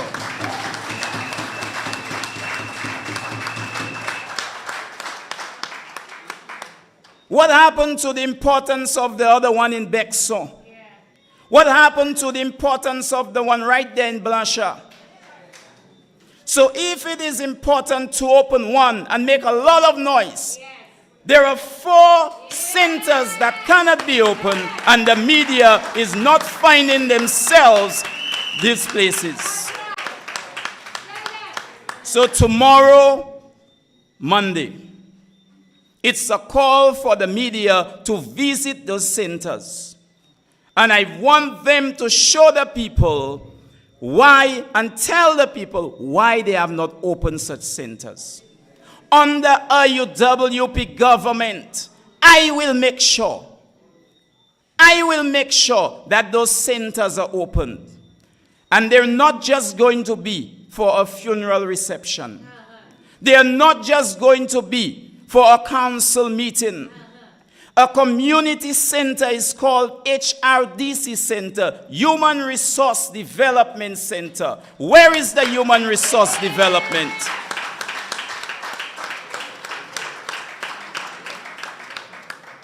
I will see to it that every human resource development center becomes a hub where you will find children after school 5 days a week between the hours of 3 and 6. It must be a place where the children can go to, where they can have fun, where they can learn, and all the retired persons who want to assist. This government will offer you the help, the resources, and the stipend will be given where you could be at those centers and you could teach the young people. We could get them off the streets.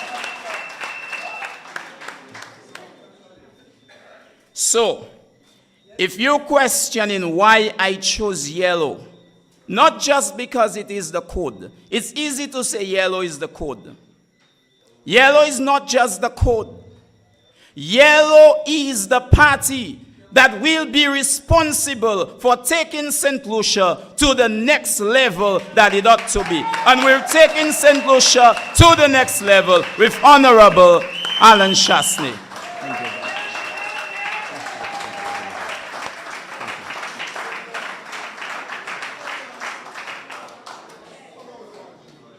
Yes, ladies and gentlemen, we just heard firsthand from an individual who knows the parliamentary representative for this constituency.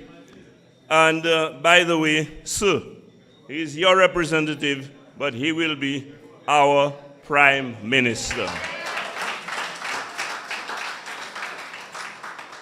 So, you know, I like to hear our people speak like this. It's important to hear from the candidates, but it's also very important to hear from the people of the various constituencies. Although when we speak, the Prime Minister says, Philip JPS says we're talking foolishness. Because St. Lucians were in uproar. St. Lucians were outraged by the fact that Tyson, the police dog that was gifted to us by the French government, mysteriously died under circumstances that has not been explained to us as yet. And when we spoke out about it, he said we were speaking foolishness. But we will teach him a lesson when the time comes. Because, you know, we have gone past We have gone past the limit.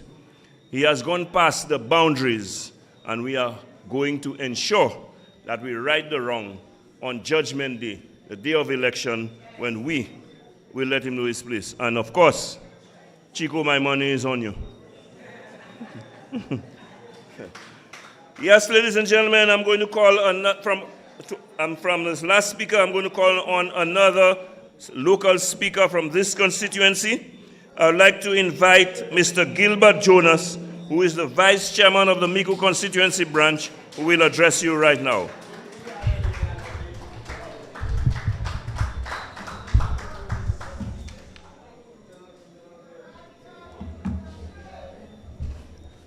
Thank you, Spider. Good night, ladies and gentlemen. Good night. Micoud South. Let me go. Micoud South. Micoud South. Micoud South. St. Lucia, the land, the people, the light. My people, I bring you greetings from the constituency of Micoud South.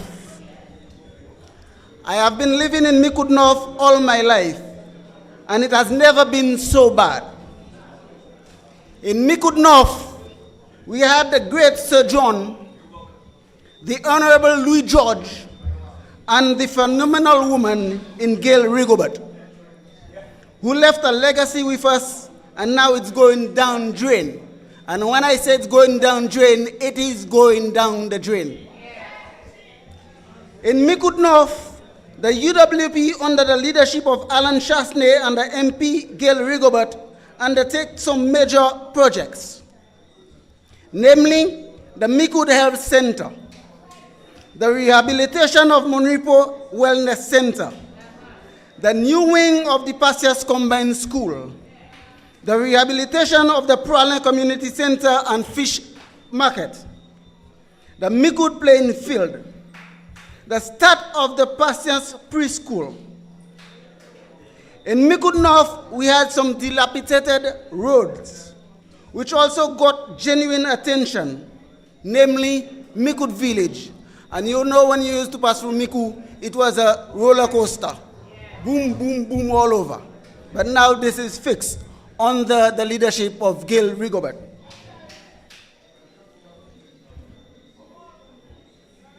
The Monripo Road has also been rehabilitated. Grass Street, Monboaden, Back Street, just to name a few. Now we have an MP who seems not to care with anyone but friends, family, and comrades. He will victimize all who do not support him. And I can attest to this standing right there, because I got victimized by them. I am a farmer. I also do landscaping. But I do plant watermelon. And thank you, Mr. Leader of Opposition, for having watermelons on your 7 crops. And I harvested about 7,000 pounds of watermelon, take it to my home. In the morning, when I woke up, I noticed that there are some equipments on the playing field, and I'm speaking of the Laput playing field, Fiadel playing field. And those equipments were brought to dig a drain, to build a drain, but there were no consultant with any of the residents of this little area called Paris Drive. When afternoon came, I noticed those guys have a mini excavator on a little bridge I built with my own money and ready to break it down. Then I goes to them and I said to them, look here, I have some melons inside there. Everywhere is booked and I have to go out to the road, on the road and sell it. And I need to traverse to and from home. So you cannot break the little bridge. You can work on either side and leave it to stand. I am for progress. I'm not against progress. The guy said to me, we are doing it because you are flambeau. We are doing it because now your party is no longer in government. You cannot do anything you want with us. I went to the district representative, and he said to me, it's government work, it must be done. I said to him, sir, could you just ask them to leave the little bridge standing so I could traverse? He says to me, there's nothing I can do. So I felt the victimization. So I know this is what he's doing. The works that this man has completed in Micoud North is what our beloved MP Gail Rigobert, had either started or planned to do. Now, I have some of his campaign promise project and the result. The first one, he says he would assist residents occupying crown lands for many years in securing land title. Not done. That has not been done. Number two, he says he will construct multipurpose centers with ITC access in Laput and Margaretwood. That has not been done. 3, he says he's going to provide lighting for when Monripo and the Patience play in field. That is half done. 4, he says he's going to build a jetty and fish storage facility for the constituency. Half done. 5, construct a health center in Laput. Not done. So in total of those 5 projects that he had in his campaign, he has only fulfilled 2 halves. And 2 halves make 1 whole. So I give this on my books an F, which is fail. And do you know, as crime prevention minister, he have only been in office for 16 months, and under his watch, the country has recorded 97 homicides. This is unacceptable, and again, it's a fail for him. So my people, in closing, I want to remind you, in these coming elections, we have no other alternatives but to elect new representatives, fresh ideas, by re-electing the United Workers' Party and the endorsed candidate for Micoud North, Mr. Elisha Norbert. I thank you.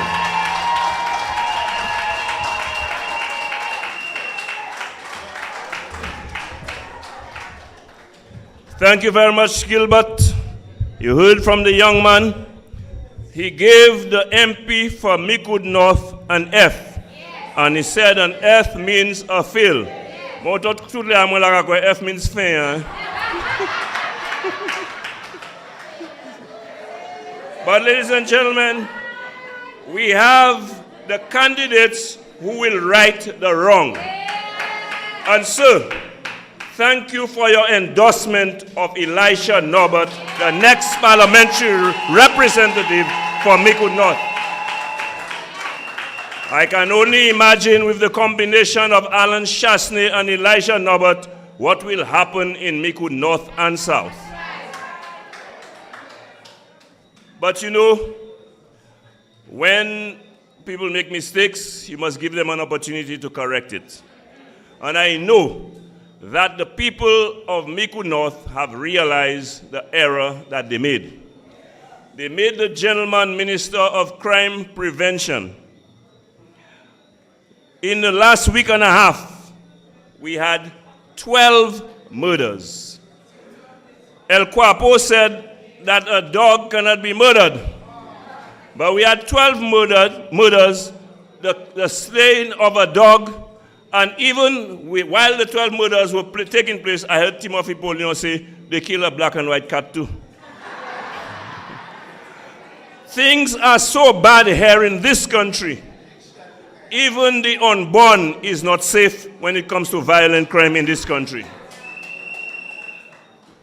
In St. Lucia, under the St. Lucia Labour Party, you die before you're born.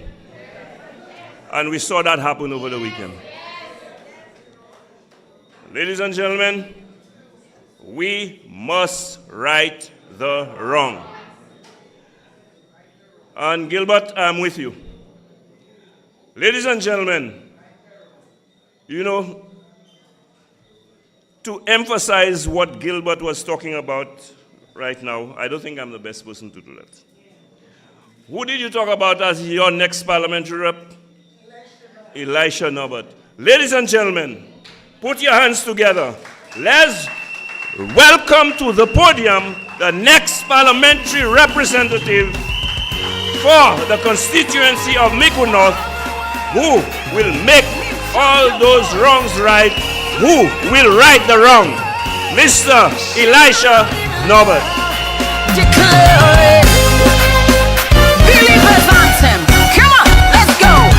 We are a chosen generation. We've been called for to show His excellence. Hey, all I require for life, God has given me, and I know who I am. We are a chosen generation. We've been called for to show His excellence. All I require for life, God has given me, for I know who I am.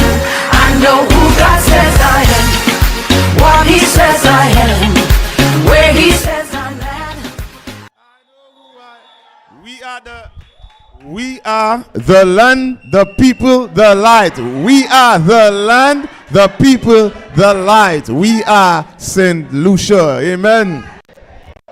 So let me just give a disclaimer, because I know who I am.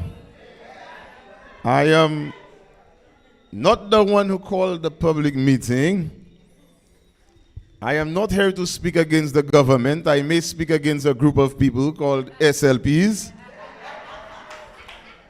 I am not holding any public office or office in any executive of any political party.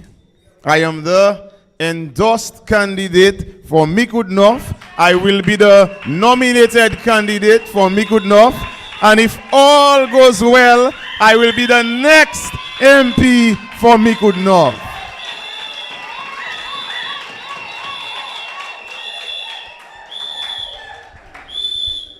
And if they think I'm joking, let them know, Spider, that tonight I'm here as a hired motivational speaker. So put that in their mouth pipes and smoke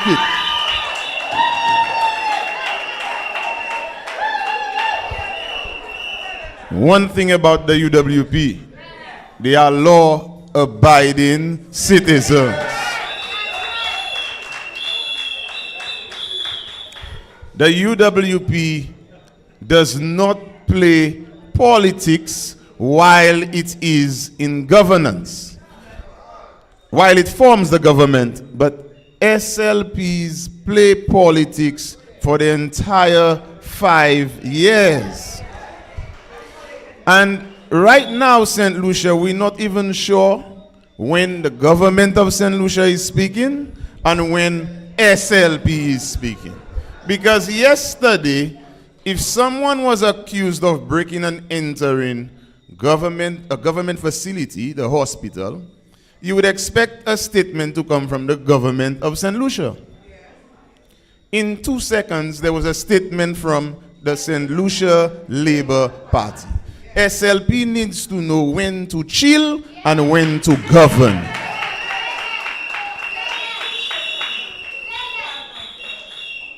You ever heard the UWP send warning letters to public servants or to teachers who are members of parties? When the SLP asked me to serve in my constituency as chairman of council, they had the best things to say about me. When I asked them to govern and stop playing politics with the country, then things turned. When persons of high profiles in the constituency wanted to milk the constituency's resources, and I said no, I became public enemy number 1. word was sent back to the rep that I was assisting.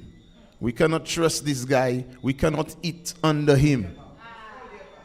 So I pulled him aside like I'm used to. I raised the young man. I said, when are we going to fix things?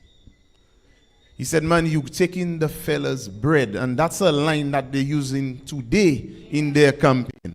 I'm trying to take away his bread. No, I am trying to right the wrongs.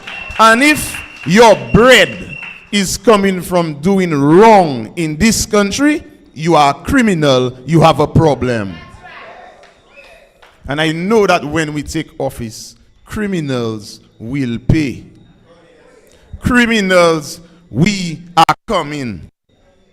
They promised to arrest Guy Joseph. They promised to arrest. But then when they carried out their report, the guilty ones are among them in the house today. Ladies and gentlemen, picture Micoud North and Micoud South.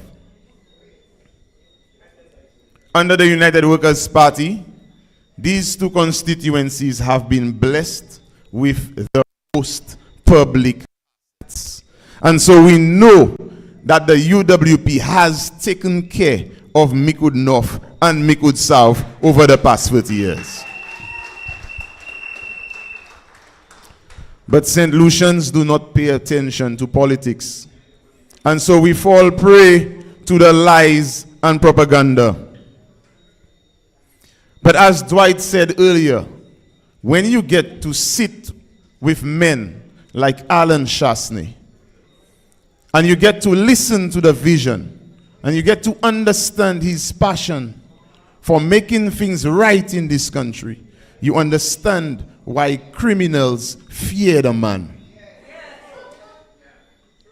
And I take comfort in seeing what they are trying to do to me today, because they fear me as well in Micoud North.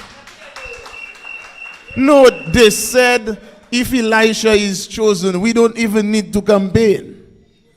But today, they're not in their offices, they're out on the streets campaigning every day because you pay. You pay. And no, I have not started campaigning.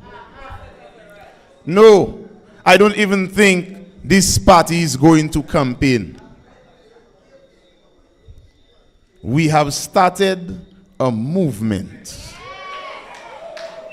And it's not just going to be flambos in the movement. It's going to be all St. Lucians standing to fight for the land, the people, and the light.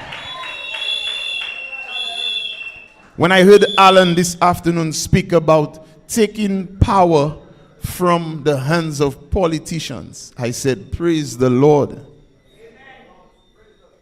Our politicians have grabbed too much power. They make decisions for us in their offices, and teachers know exactly what I'm talking about. So just imagine education boards being set up where we in our constituencies make decisions on how we want to educate the children in our constituencies. Just imagine persons with disabilities not having to wait for cabinet decisions to grant them duty-free concessions because they already have the ID cards. Just imagine we as a nation being able to shape policy from meetings like this. Teachers, principals, just imagine where it's acceptable for you to attend these meetings and contribute to the discussions on e-books, corporal punishment, CVET training, and all the other issues that face us as teachers in the classrooms. We should be free to participate. We should not be told, if you are wearing yellow, we are going to crush a bridge. We should not be told, if you want to work step, you must say that you're not going to vote for Elisha Norbert in Micoud North. This is not governance. This is taking politics too far. Mamai Flabo. Mamai Flabo. Are you ready to lead the change? This morning, I attended the church service, and the priest said, the deacon said, fear not man, but fear God. He says, don't be glad when people clap for you. He said to us, be glad when your name will be written in heaven. And so to our politicians, always remember that we are working to serve the greatest master, the one who sees what we do behind closed doors, the one who sees the financial reports even when we do not account, the one who has called us to work on his behalf here on earth. He's the one we have to please. He's the one who has to applaud us. He's the one who's going to bless the United Workers' Party to heal the land of St. Lucia.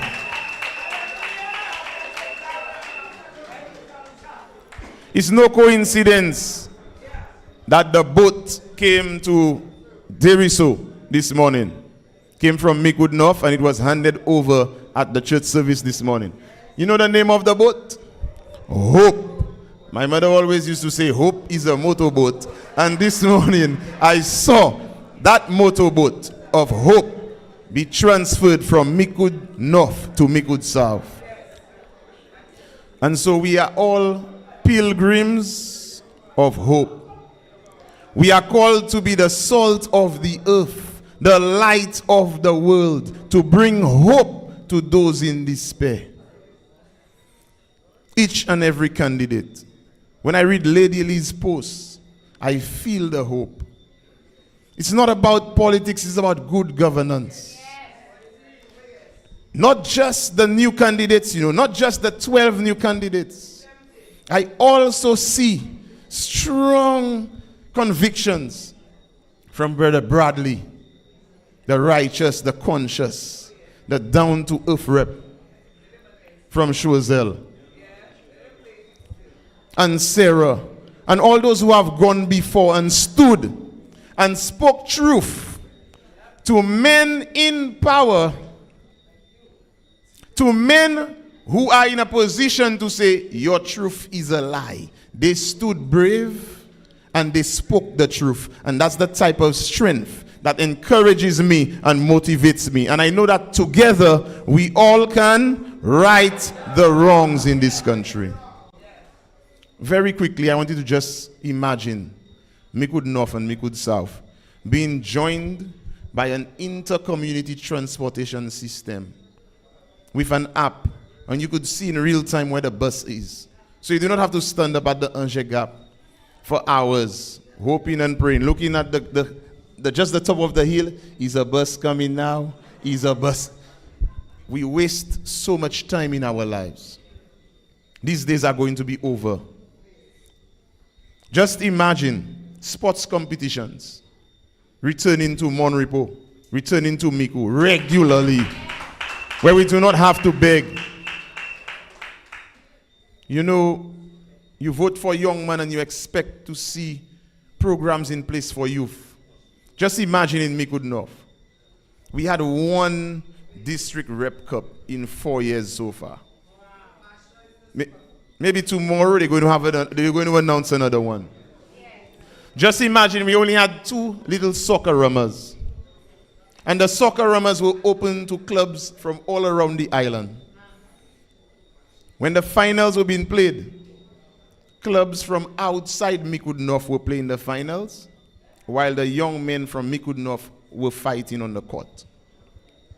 Over $6,000 that could have gone to clubs locally. You see, when you don't understand the culture of the constituency, you cannot represent well. That's why you were supposed to listen to people who really cared about you and didn't care about making money from you. Maho, Cillier, Link Road, and Farming, and Deriso We know that farming was the pulse, the heartbeat of Micoud North and Micoud South. And you heard the plans from Alan Shastney this afternoon at our town hall. All of this will return. Cocoa, heavy investment will be made in cocoa to ensure that our farmers get that green gold back.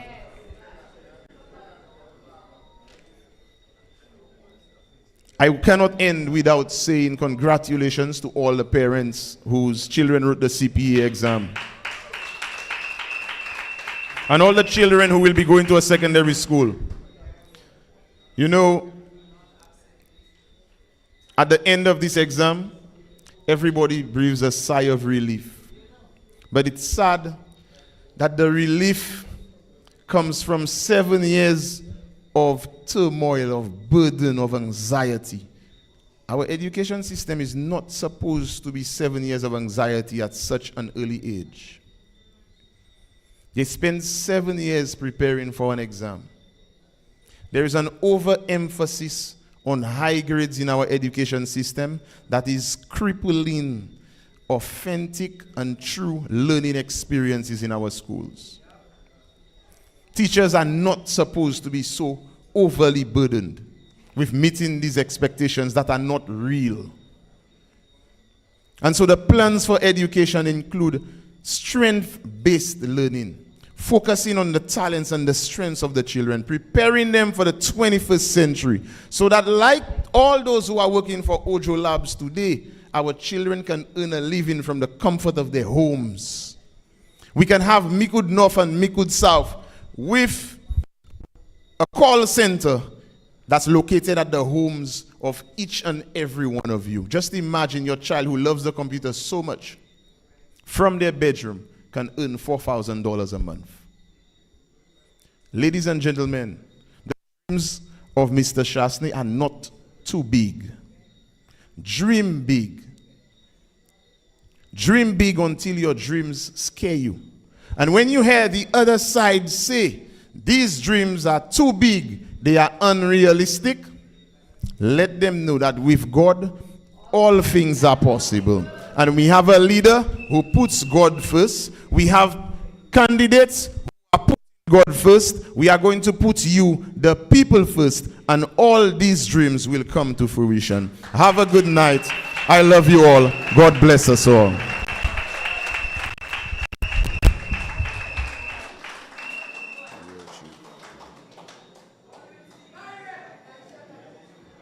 Yes, if you are from Micoud North, that was your next parliamentary representative, Elisha Norbert. And you know, he did say he is a motivational speaker. I'm sure you are motivated now to vote Flambeau because the code is yellow. Ladies and gentlemen, we're moving right along. We're not going to waste any time. I want to call on the next speaker. I understand that up to now they cannot find an opponent for him. They are seeking high and low, and now they are beginning to attack him left, right, and center. But at the end of the day, the people know a true representative when they see one. And so, I will make the announcement tonight that come election day, the people of Sozel Saltibus will be returning the man Flex, Bradley Felix, as the parliamentary representative to join the United Workers' Party government under Alan Shastney to right all the wrongs that we have experienced in the last 4 years. So, ladies and gentlemen, put your hands together, raise your voices, and join me in welcoming the man Flex, Bradley Felix, to address you right now.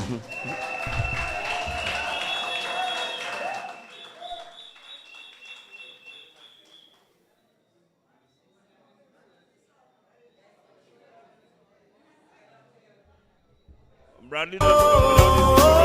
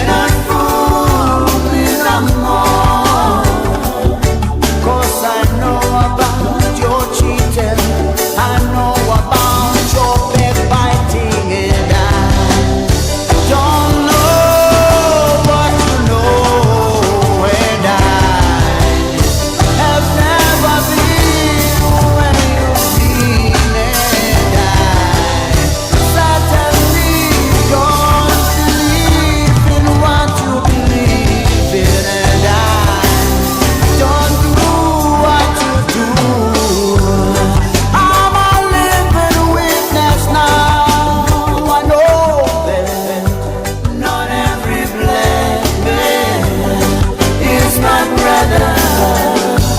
Not everyone is an enemy. Not every black man is my brother. Not everyone. Good night, Micoud South. And I know Micoud North is in the house too. Good night. Mamai Flabo. You know, sometimes the best way to get the message to the people is through the music.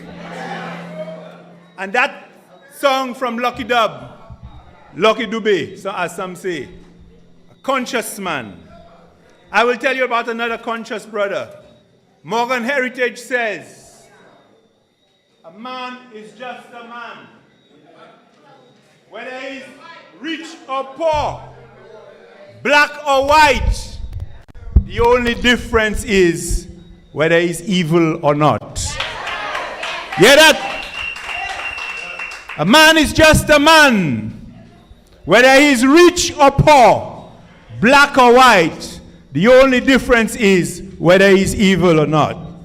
And Bob Marley, in an interview, he said, I have no black side. I have no white side. I am only on the good side.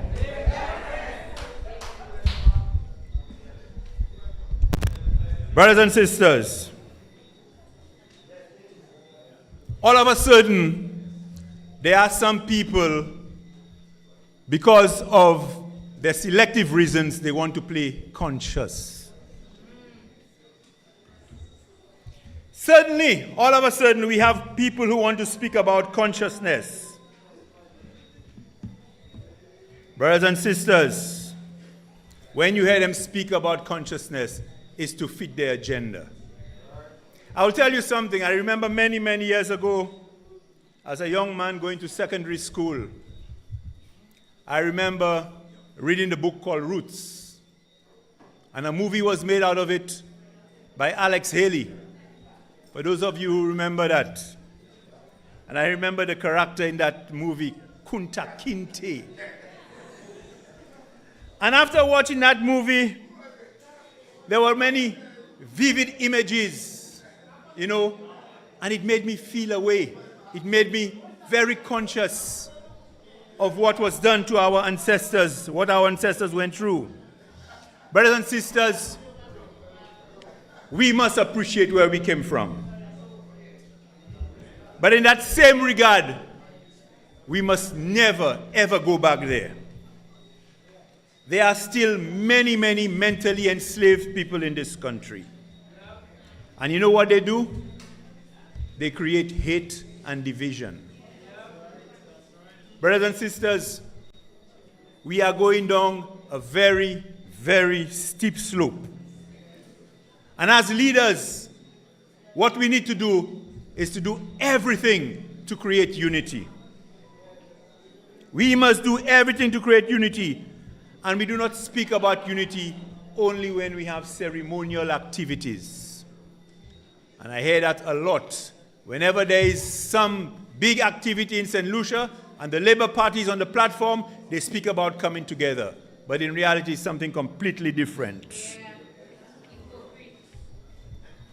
I am extremely concerned about the selective outrage of some of our citizens.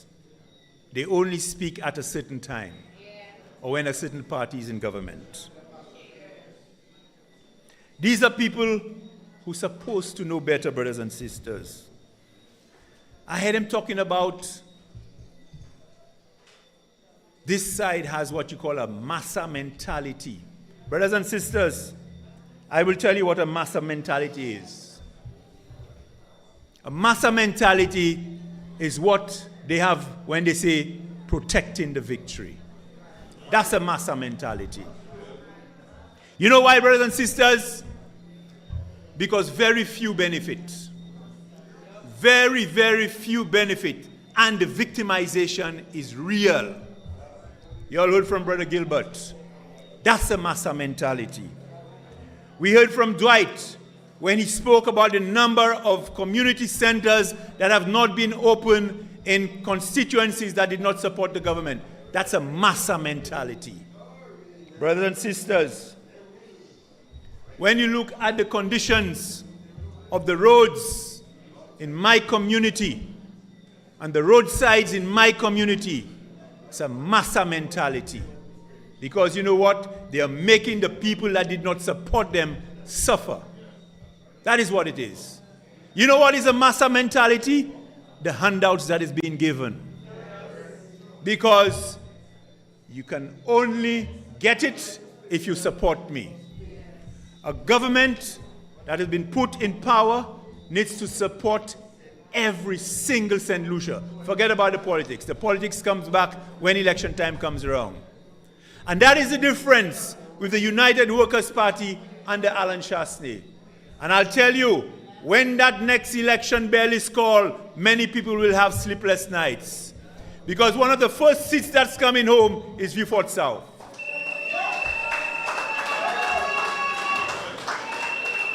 And I'll tell you why. The difference between the United Workers' Party and the current party. When we were in office, Micoud people had a hope.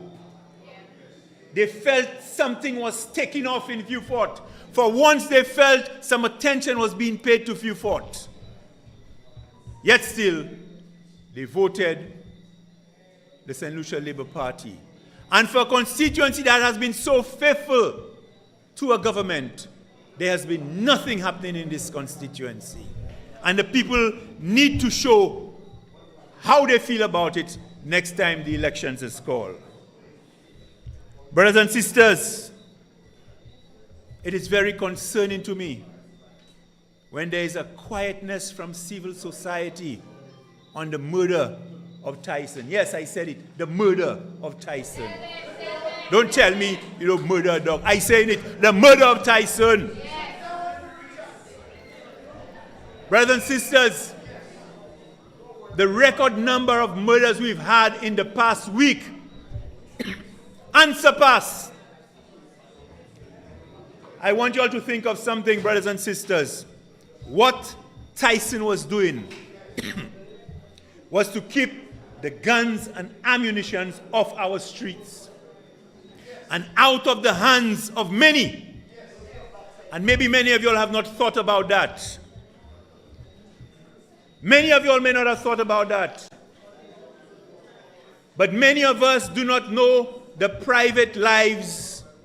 Many of us do not know the private lives of some of our friends. We do not know the private lives of some bus drivers. We do not know the private lives of some teachers and other people in society. And your child may just be at the right place at the wrong time. You understand what I'm saying, brothers and sisters? Because that gun could be in anybody's hand. And maybe it's because it has not hit home in some people's homes yet. That is why they are quiet. But you just never know when that next bullet is going to come. And we have to be wary of that, brothers and sisters. Think about that, brothers and sisters. We need to get the guns off our streets. And you could not have had a canine that was doing so good and somebody saw it fit to poison that dog. That should be speaking volumes in our heads every day. We should be outraged. We should be speaking out about that, brothers and sisters. Not because it's a dog. It was a protector of our lives. There is something that is said that you know the maturity of a society by the way they treat their animals. In fact, the dogs. Brothers and sisters, think about this thing when you're going home. What this dog was doing for us in this country and what has happened. It's a very serious thing. I don't have much time yet, but I want to quickly speak about what happened recently in Parliament. Of course, everybody is happy. The government has said they're going to remove VAT on some food items. After 4 years, we told this government it can be done. And you know what they said? That's inflation. Imported inflation, there's nothing they can do. We told them what could have been done. And it's only now. And I'm going to challenge the SLP government. Challenge them. You all will remember many years ago, Philip Pierce said $5 can block a hole. If any of these items that they've removed VAT on, there's a $5 reduction, then I will shake his hand. Then I will know that the hole has been blocked. But unless you can address the issue of all the money you're making on the gas prices, then we still have a problem in St. Lucia. Because this government is making a killing of our backs on the price of fuel in this country. And brothers and sisters, I know the Prime Minister, the Deputy, not the Prime Minister, sorry, the Leader of the Opposition, the Deputy,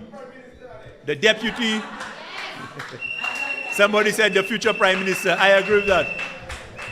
The deputy leaders of the party have been asking all of us to speak out. But we are quiet.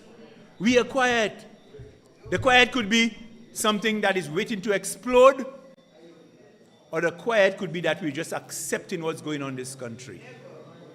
And when this party, we're going to have a meeting on August 3rd, and I want to see you come out in your numbers, even if you're not speaking, but your numbers will speak volumes. And whenever that bell is rung, brothers and sisters, whenever that bell is rung, let us not be fooled by the propaganda that was played before. Our eyes have been opened. All what they said, we have seen that it was all a lie. All what has been said. Let us come that day, no matter how long the line is, no matter how hot the sun is, no matter how much rain that's fallen, let us take our time, because it's going to be a new day, a new dawn. And we are going to be in power whenever that bell is rung. And St. Lucia is going to rise again. I thank you, brothers and sisters.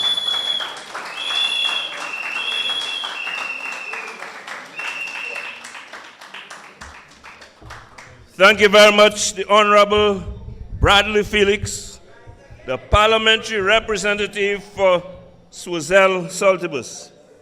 And Bradley, I give you the assurance that you will continue to be the rep to join the United Workers' Party government in the next term to right the wrong.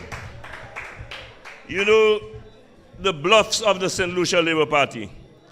They have spent thousands and thousands of your dollars to get all kinds of reports. Two of their reports come to mind. They paid a guy called Robert Lindquist to investigate Guy. In the end, when they read the report, they didn't see a guy, they saw a king in the report.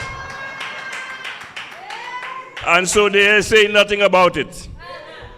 They created a situation to cause impacts to come to St. Lucia to investigate what was going on in St. Lucia. And in the impacts report, they saw RF. What, you all watching me? I don't know who is RF. There's a minister of government whose initials is RF. I have not done my research yet. When I do it, I'll tell you who that is. And that RF was implicated in murder. Ladies and gentlemen, it is small wonder to me that all those murders are taking place and the government is indifferent. If you are a criminal, you do not have the legitimacy or authority to speak on crime, and that is why they are quiet. But you know what? We are going to right the wrong.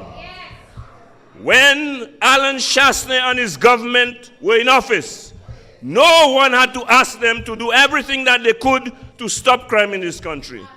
And so, Alan Shastney and Herman Gill Francis opened the lab, the forensic lab, so that police could have a better chance of solving crime in this country. Alan Shastney was busy putting border control in place to stop all the drugs and the guns and all the illegal substances that were coming to this country. and the Alan Shastney government, I know I was there, had a canine unit with at least 3 dogs. And you know what? Those dogs don't play. Highly trained, highly educated dogs. The only thing is that they can read. So if they see spider mounted on the barrel, they're still going to sniff it. And if there's anything illegal in it, they will expose it. That is what some people in high places are afraid of. And that is why they disbanded the canine unit. And that is why they're killing the dogs. So, you expect this government here. You know why they had to bring back the canine units? Not because they wanted to, but because of pressure from those guys here in the United Workers' Party. And because of the talk of you, the general public, they had to. But when they realized, immediately upon returning, the kind of work Tyson was doing, exposing cocaine worth $4 million, 17 high-powered guns, 3,000 rounds of ammunition, and those were just the big boss. They say, no, that man is disturbing our crime network. That man is causing us major losses. And so they got rid of Tyson. So when a minister of government will try to make a mockery of the dog, like you said, Bradley, that was murdered, I am not surprised. Because some people have very good reason not to want the dogs as part of the police unit, because they can corrupt the police. They can give the police orders to do what they want, and the police will do what they want. But the dogs are trained only to do one thing, is to expose the crime and the criminals. By the way, Tyson, my sincere sympathies. The only regret I have is that after Tyson had done its job, the authorities did not continue to have the perpetrators arrested. When Flabo comes back, there will be a full-fledged canine unit. And after they have done their job, the authorities will do their job and bring the perpetrators of crime to justice. I don't want to get carried away. Ladies and gentlemen, it is time not only for us to curb crime, but for us to put our major industries back on a solid footing. The number one industry in this country to date is tourism. And we did a remarkable job in tourism, to the extent that they came in and they inherited the benefits of the work that was done by Dominic Fede as our Minister of Tourism. But Mr. Prime Minister, I would love it when the people of ancillary canneries return Dominic Fede as the parliamentary representative, if you will consider returning him as your Minister of Tourism. So ladies and gentlemen, let's welcome to the podium one of the architects who will help rebuild our economy, the next parliamentary representative of ancillary canneries, Senator Dominic Fede. Mama Flabo, Minister, defend the local love. Big up Shazzy Prime Minister, he there like a big brother. Fede again, no pavle when. Fede again, no pavle when. In again, to win again, no pavle when. He again, no pavote Dominic Fede, pour goya kanawe, paslawe, F center a fini, boleme ika fini. Hello. Gamoon. Micoud South, are you in the house? Micoud North, are you in the house? Ancillary Canny is massive. We are burning with fire on the West Coast. And whenever they call it, Ancillary Canneries stands ready. And not only are we ready, we are bringing home the seat to the United Workers' Party.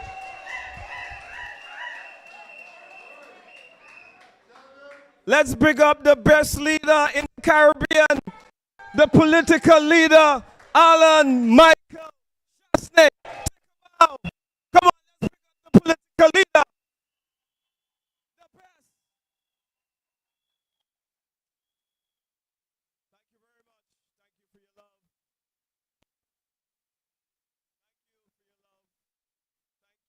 Thank you, everybody. Thank you.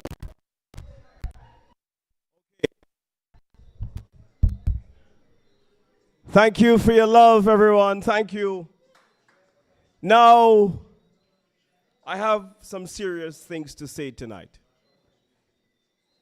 Imagine that you are months pregnant and you are looking forward to deliver a baby. And gunmen invaded your community and took that opportunity away from you delivering your baby. They didn't just kill you, but they also killed your innocent unborn child. Imagine that your daughter came home to you and said, "Daddy, I did extremely well at my exams.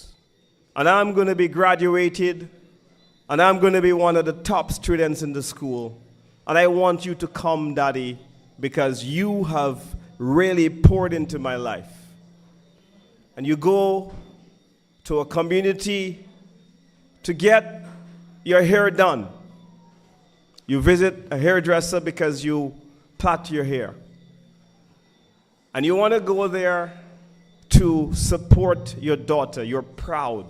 You're telling all your friends that your daughter has done outstandingly in her exams, only to be in the wrong place at the wrong time. That opportunity was taken away from you. You are now dead because gunmen invaded your community. Imagine your daughter who is left behind. Imagine the trauma and the pain that she has got to confront. Imagine a father going to a preschool to pick up his young daughter to take her home. And those of you who are fathers, you know how our little girls, they have us wrap around their fingers. They can do no wrong. We love them. We're so proud of the simplest of things that they do. And they have to watch you lay in your own blood as you become the latest victim of gun violence. That is what our country today is putting many families through. Crime is no longer a statistic. It has become a humanitarian crisis in St. Lucia. And as the main opposition, the United Workers' Party, we cannot just talk about crime anymore. We have to march about crime. We have to have a zero tolerance about crime. And in this election season that is coming, we have to go out there and fight like we have never fought before, so that we could save many more families from going through the horror and the trauma. We need to stand up on behalf of all those mothers who go to bed each night, who are not over the horror of watching their young sons shot from gun violence. We have to stand up for them. That's why we are here tonight. That's why we have these lives. That's why we have our various programs. And that's why our party must speak louder. We must speak louder because there are many people who are unable to speak, and we must represent them. We must go out there and fight for them, and we must march for them. And we must say to the St. Lucia Labour Party that what they are doing is unacceptable in this country. We cannot accept from the Prime Minister that he wasn't a policeman. We cannot accept from the Prime Minister that he knows nothing about crime. one of the most sacred responsibilities of a leader is to protect every single citizen of the country. When you take up the job to lead your people, you are saying to them that one of the things, in addition to providing education and jobs and opportunity, that you are signing up to be their sacred protector.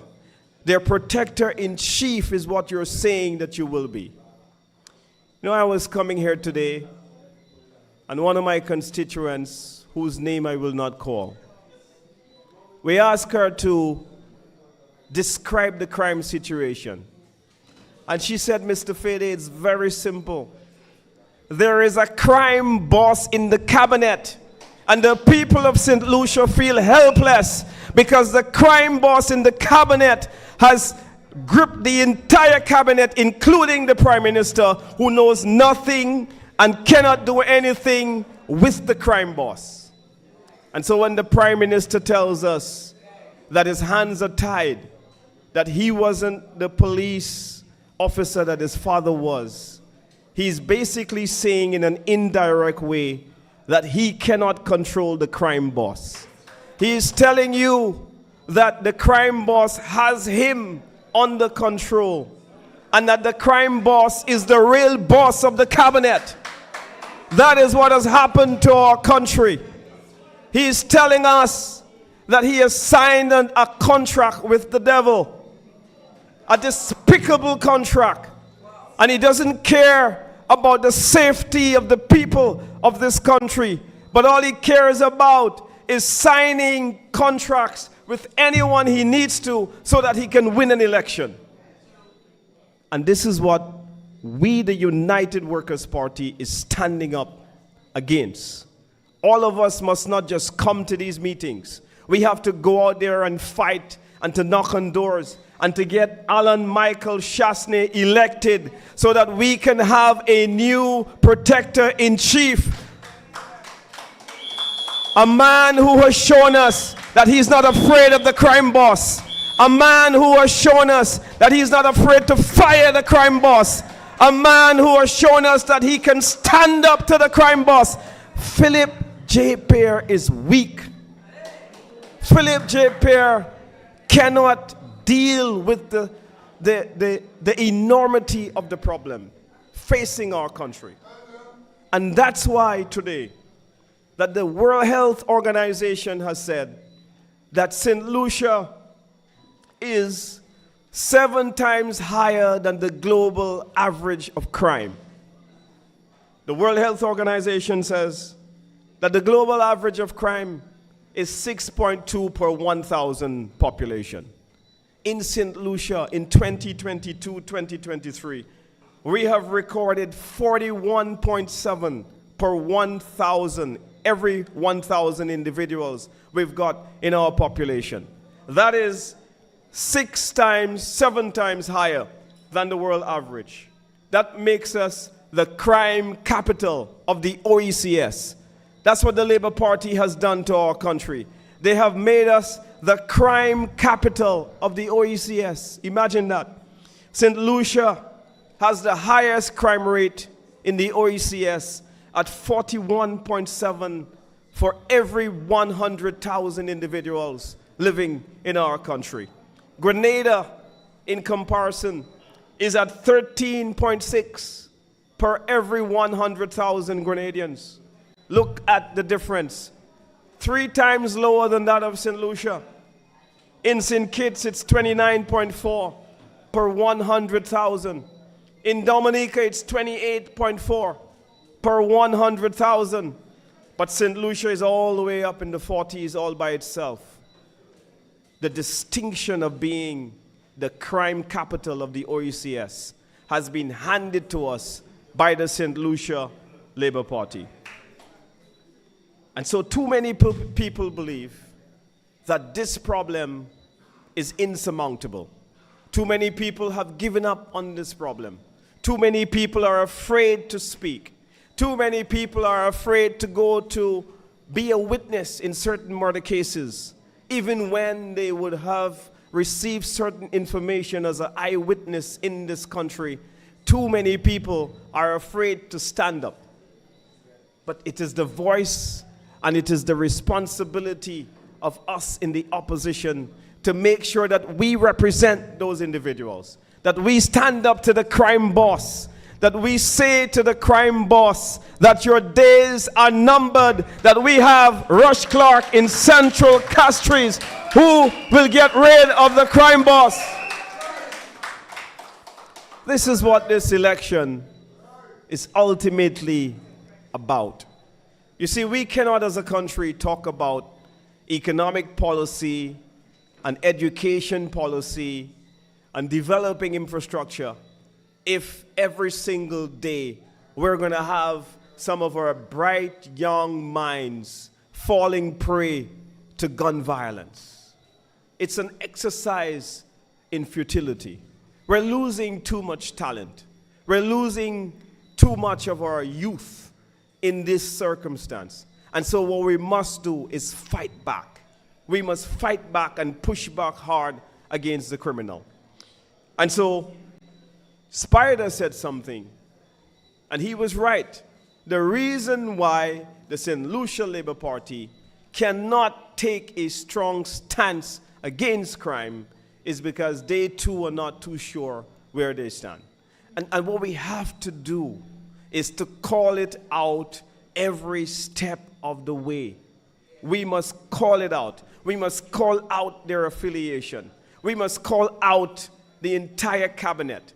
We must point out when there's fraud in CIP.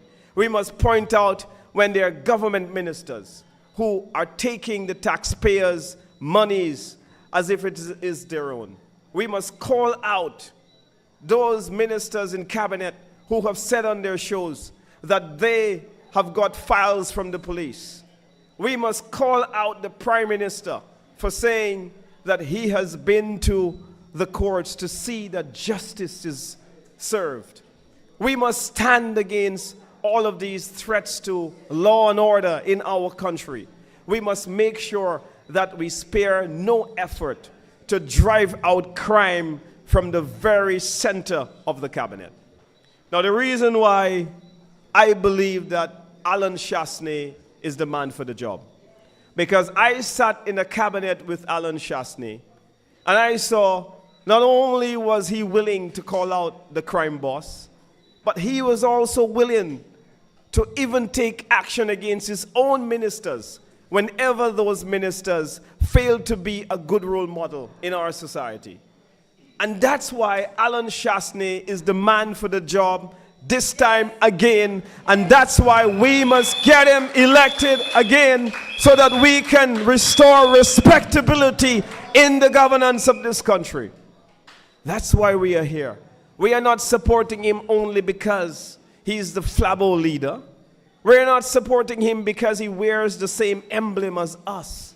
We are supporting him and we are backing him to go in because unlike Philip Pear, we know that Alan Shastney will invite good men and decent women to be part of his cabinet to set a good role model for St. Lucia and to make sure that the young people in this country will be told to put your guns down and work out your differences, and not every single conflict has to be done by the way of gunshot.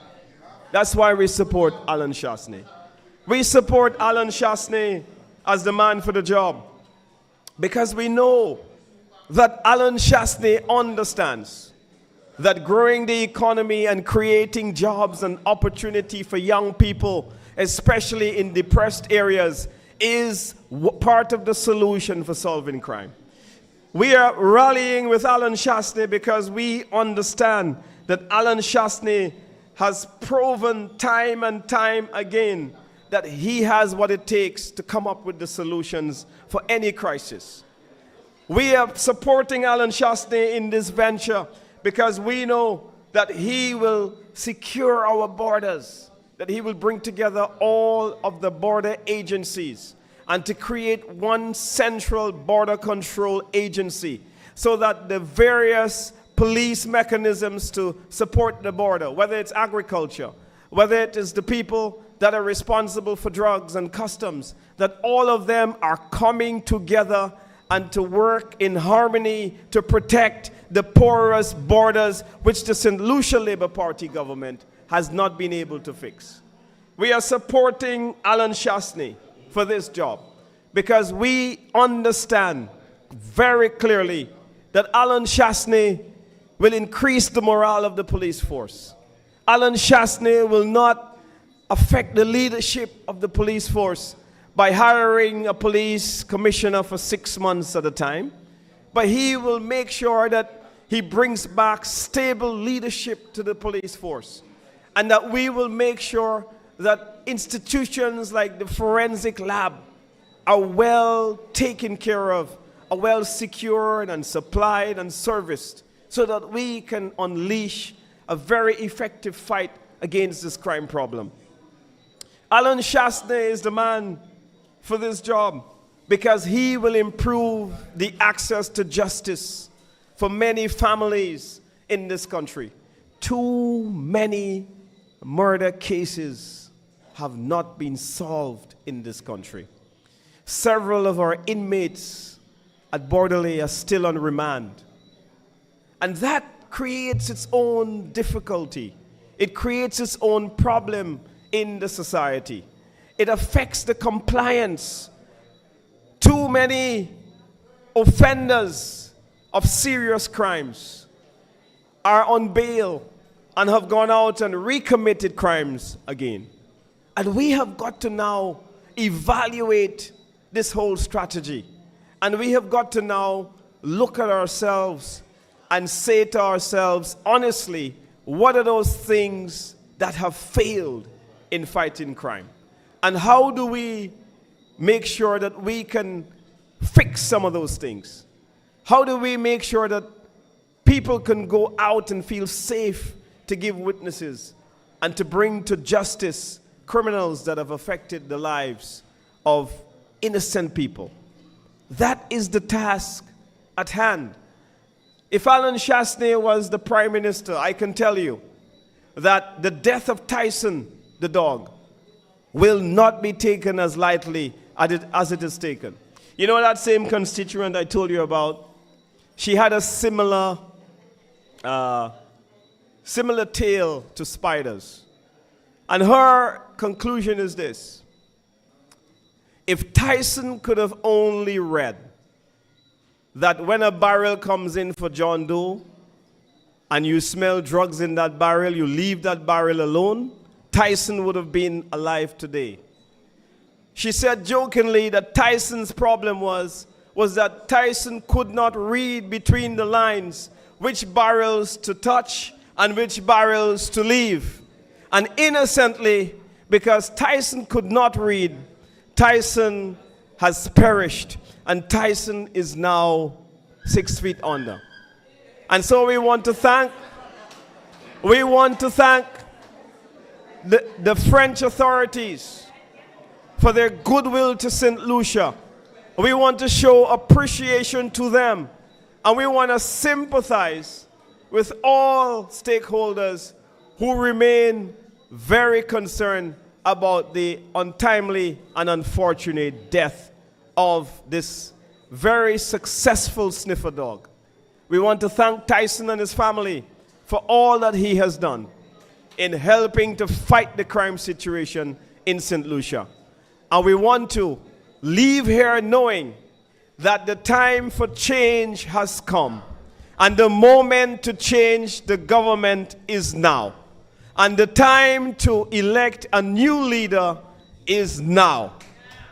Tell the Prime Minister, call elections. The United Workers' Party is ready whenever he has the courage to call the elections so that we can elect a man and woman who will take crime fighting seriously in this country. Mamai Flabo, I thank you very much and good night.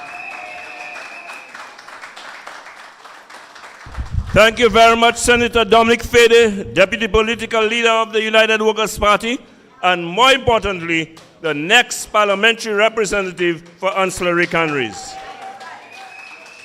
You know, again, I want to shout out all our viewers from the diaspora. I appreciate how you continue to take a keen interest in what is happening in your country. And there's one man I want to shout out in particular, that is Clint of Cool Vibes Radio. And you know, he is in the UK and playing his part. On Thursdays, he has his program. And they don't like what he is saying, so they are trying to, the St. Lucia Labour Party supporters are trying to shut him down. But hold strong, Clint, and keep the faith. You know, talking about crime, and we can't help talk about crime. It's all around us. It's evident. It's controlling our lives. And so, ladies and gentlemen, not so long ago, the St. Lucia Labour Party gave us a narrative, and they told us that Richard Frederick was in effect a criminal. The St. Lucia Labour, don't pretend like you all did not hear it. The St. Lucia Labour Party told us that he was involved in money laundering, that he was involved with drug trafficking. They even went as far as to say that he was involved in murder. Today, the St. Lucia Labour Party, in particular the Prime Minister of this country, Philip J. Pierre, has embraced Richard Frederick and made him a part of his cabinet. And all of a sudden, you hear nothing about crime. Well, I want to inform you, if it's not already obvious to you, that if you embrace criminals, you embrace crime. And so, I listened to Richard Frederick in the House, and when I heard a man speak about the death of the canine, the police dog, anyone would believe that he was actually celebrating the death of the dog. It is about time that we get rid of those despicable characters from the House of Assembly that we call honorable. Get rid of them, send them where they belong, and put proper government in place, people who will right the wrong and who deserve the title of honorable. Ladies and gentlemen, before I call on my next speaker, I must say this to you. Everyone was amazed about the deafening silence from our government, where in the space of a week and a half, we had 12 murders. Now, the leader of the opposition, who represents one of the constituencies in the South, went to St. Jude's to visit, to find out how things are going, what is going on there. And it is his business as a representative of a constituency in the South, and it is his business as leader of the opposition to let me know how my money is being spent and what is happening with healthcare in my country. Within minutes of visiting St. Jude, the St. Lucia Labour Party had a press release about his visit. Days has passed. A week has passed. You have heard nothing from the Minister of Crime Prevention, nothing from the Minister of National Security, nothing from the Minister of Home Affairs and Justice, nothing from the Attorney General, nothing from the mouthpiece, the crime boss, nothing from the cabinet of St. Lucia. And even when among the dead we have women, including a woman who was 7 months pregnant, you would think there are no women in the cabinet. Not a word from any of those women. The time has come where we have to put in a team. That includes women, but real women who care.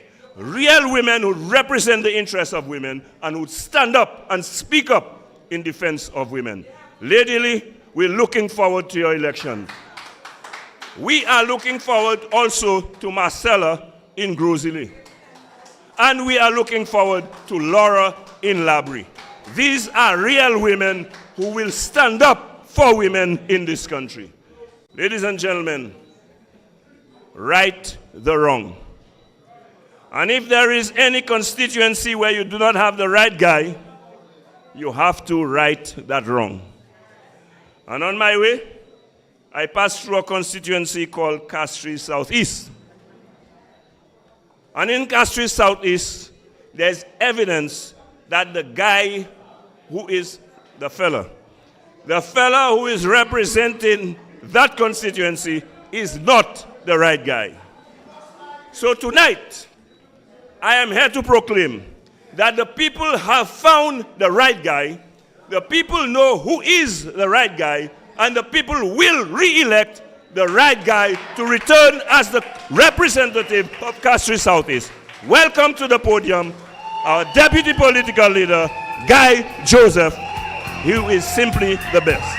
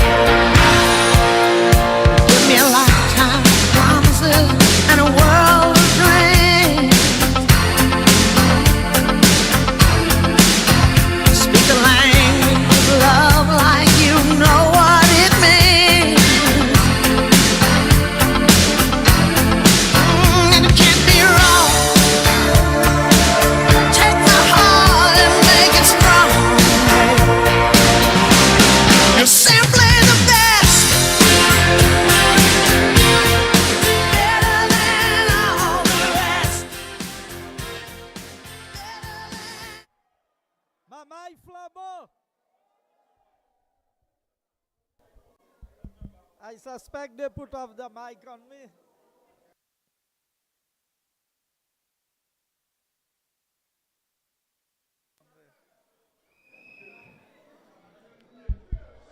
Mamai Flabo.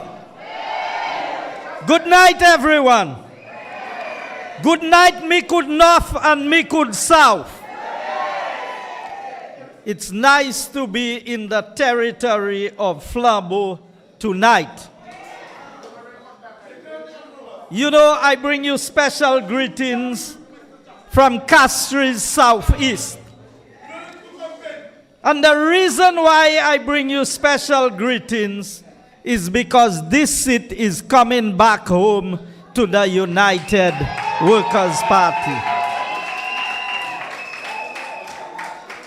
They are still fighting. They are still trying to decide who should run. I warned them about Delilah, but somehow Delilah has been able to get through to the heart of the main man in labor. He don't have much hair, so I can imagine what they'll do with him. But tonight, we have business to take care of. We have a country that is sinking. We have a country that is not being governed. We have a country that have lost its way under this St. Lucia Labour Party. And I know sometimes we like the good times. Sometimes we like the sensation that comes in the political arena. But when I listen to what has happened in the past couple of weeks, and you may have been preoccupied by the visit of the Nigerian president, let me tell you something. I would not hurt my head about the Nigerian president. You know why? Because the Labour Party government had nothing to do with the president visiting St. Lucia. They were just reacting. At least we benefited. The potholes on the East Coast Road was fixed overnight. The road to Sir Arthur Lewis Community College was fixed. So Lele Bakadou, because of la pli yo pasawa jeshime, change pour dire yo mati.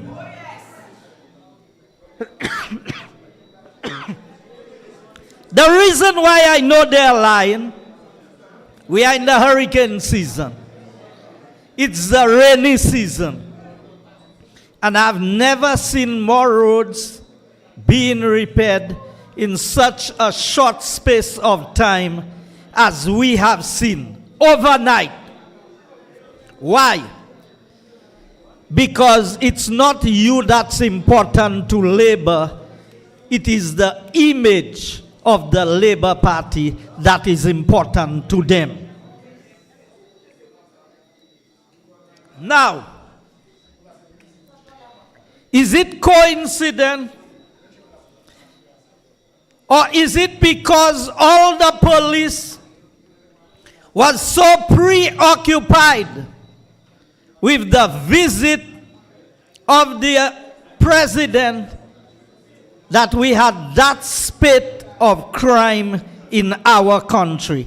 Have you asked yourself, what is the linkage between the police being preoccupied with the visit of the president and St. Lucians dying as if there's no tomorrow? You know what is sad about all of this? There are murders.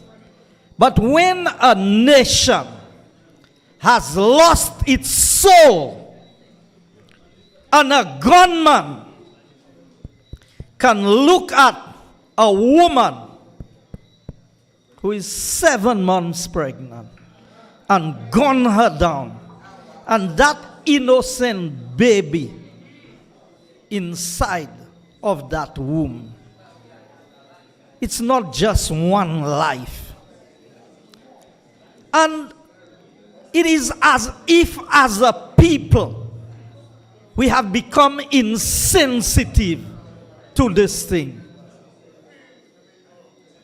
I don't know if you recall, many of you may be old enough to recall a woman who was killed and thrown under a bridge somewhere many years ago as a young boy going to school.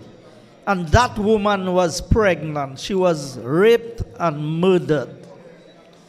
And that remained in the news. The men were convicted and to be hanged.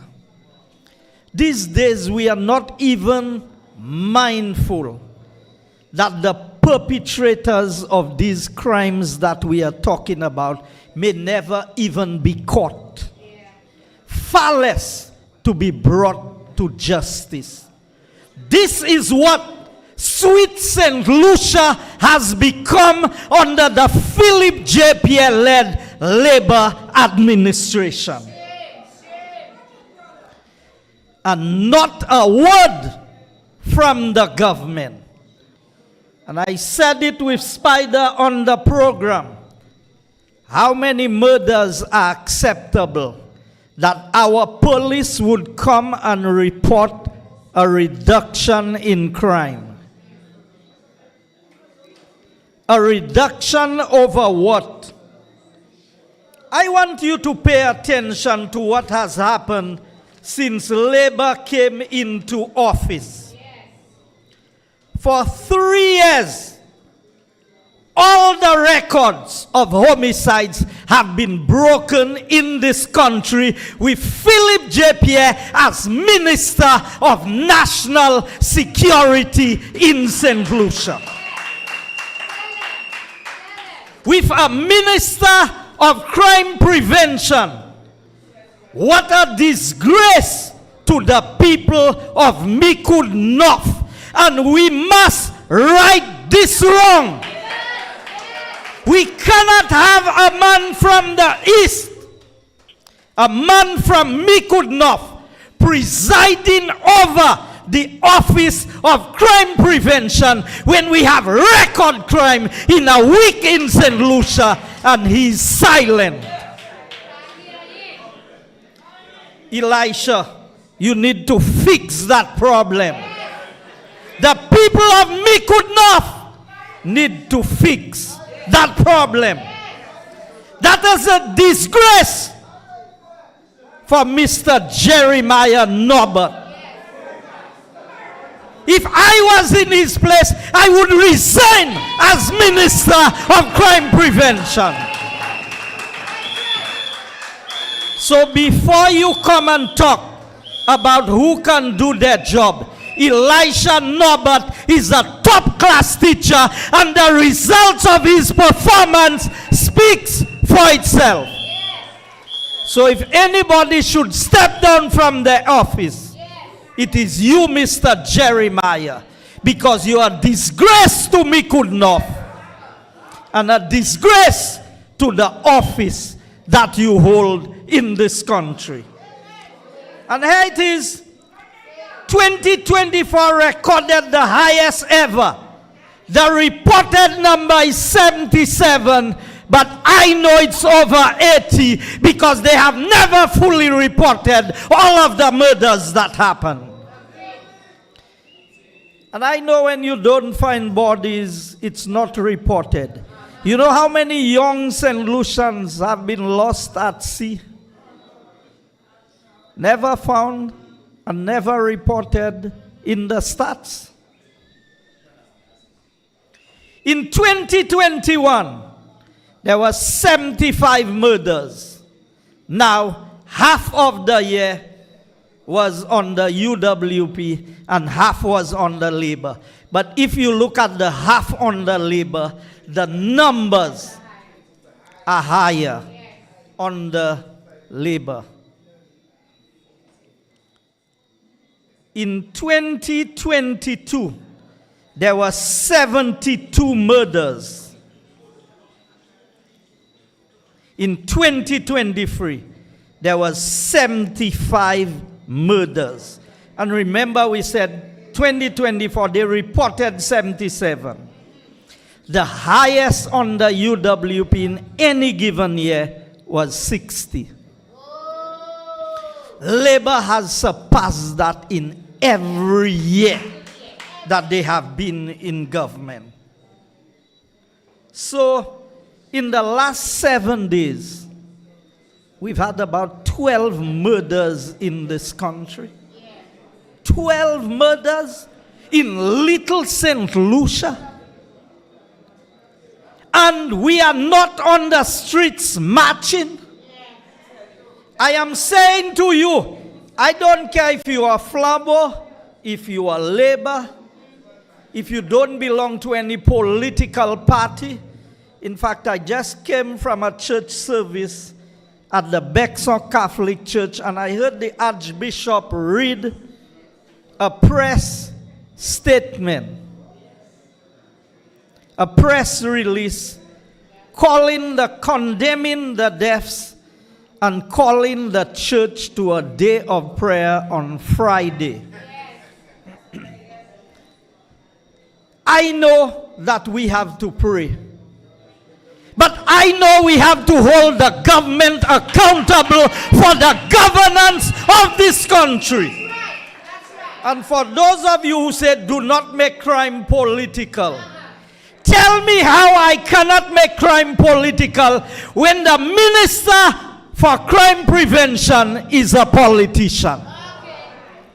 And the Prime Minister, who is head of the Labour Party, is the Minister for National Security.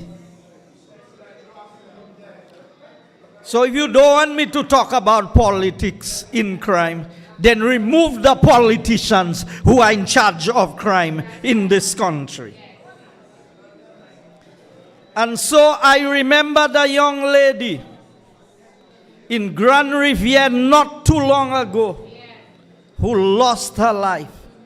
Our women did not speak out enough, and our men did not do the right thing by lending their voice to that of the women. And so we are going down a slippery slope. And if there is not an intervention very quickly, there will not be anything much to save in this country moving forward. Now, I look across there and I see a fine lady that I've had the highest respect for from the time she entered the political arena. That is Mrs. Sarah Flood Beaubrun. I didn't know Sarah would be here today. When I decided what I was going to say, but I'm happy she is there. She can bear testament. You remember not too long ago that Philip J. Pierre said Richard Frederick was a product of the United Workers' Party? You all recall that?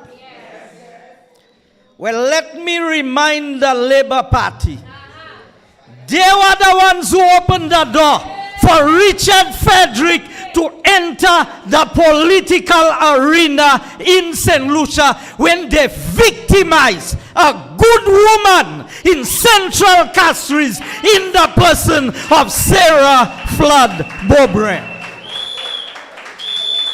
She stood in the parliament on a matter of principle, on a matter of religious belief, which the Constitution affords her. And the Labour Party did everything they could to get rid of her. That is what created the entry of Richard Frederick into the political arena, because UWP was not Sir John D. Pakapwepa Abatem Popot. Ou change ça? And that opened the door, and Richard Frederick ran and won the seat. Alan Chasney was brave enough as leader of the United Workers' Party to fire Richard Frederick from the United Workers' Party. Now, you know when I speak with evidence. On page 29 of the 2011 Labour Party manifesto, there is a page that says, could a murderer be St. Lucia's next prime minister? That is what Philip J. Pierre and Kenny Anthony said. And there's a faded picture of an individual. Could a murderer be the next prime minister of St. Lucia? Who was the Labour Party accusing of being in government and being involved in murder? The Impacts report calls him RF.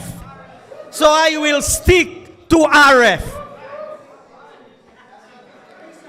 But I want you to understand something. We are not where we are today by accident. We are where we are today by the calculations made by the St. Lucia Labour Party. And let me tell you how it happened. So we fired him from the United Workers' Party. Who rehired him in the government of St. Lucia? The same Labour Party who opened the door for him to enter the political arena in 2006. You see, Philip J. Pierre is a dangerous individual for this country. He pretends to be that nice person who has everything under control. But that's not true. Philip J. Pierre is the one who has St. Lucians suffering the way that we are suffering today.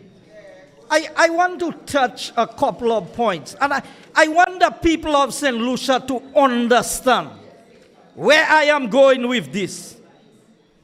UWP is the most diverse political party in St. Lucia. We represent the widest cross-section of the demographics of the people of this country. If you call Alan Chasney a white man, well, he represents St. Lucians. If you call Guy Joseph an Indian, he represents St. Lucians. If you call Bradley Felix a mix, he represents St. Lucians. If you call Marcella a Shabin, she represents St. Lucians. You call Lady Lee an ideal black woman, she represents St. Lucia. You call Chico, she represents St. Lucia. And if you want to say Dominic is a Guyanese, they have enough Guyanese St. Lucians. He represents St. Lucian. I want to make the point that if you are looking for a team of men and women that represents every demographic of this country, it is the United Workers' Party. Now, I didn't even speak about my friend Rush Clark and Elisha and the rest of the team. You know, we need to understand. That's right, Lorraine Labrie. Philip J. Pierre appears to me to be allergic to the truth. You know, when you are allergic to something, whenever you hear it or you use it, it affects you. Whenever Philip J. Pierre have to speak the truth, it affects him. So that is why you cannot get the truth from Philip J. Pierre. But I want to say to St. Lucia, Richard Frederick is a poison in this country. Richard c'est un poison. Pas moi qui dis, les badi avant moi. Leba said it before me. I'm just repeating what you all said about him. But today, the poison is in the belly of the St. Lucia Labour Party. So, Labour Party assez mauvais par koyo. Yo pate sa fait assez mauvais par koyo même. Yo pre serpent et yo pre poison.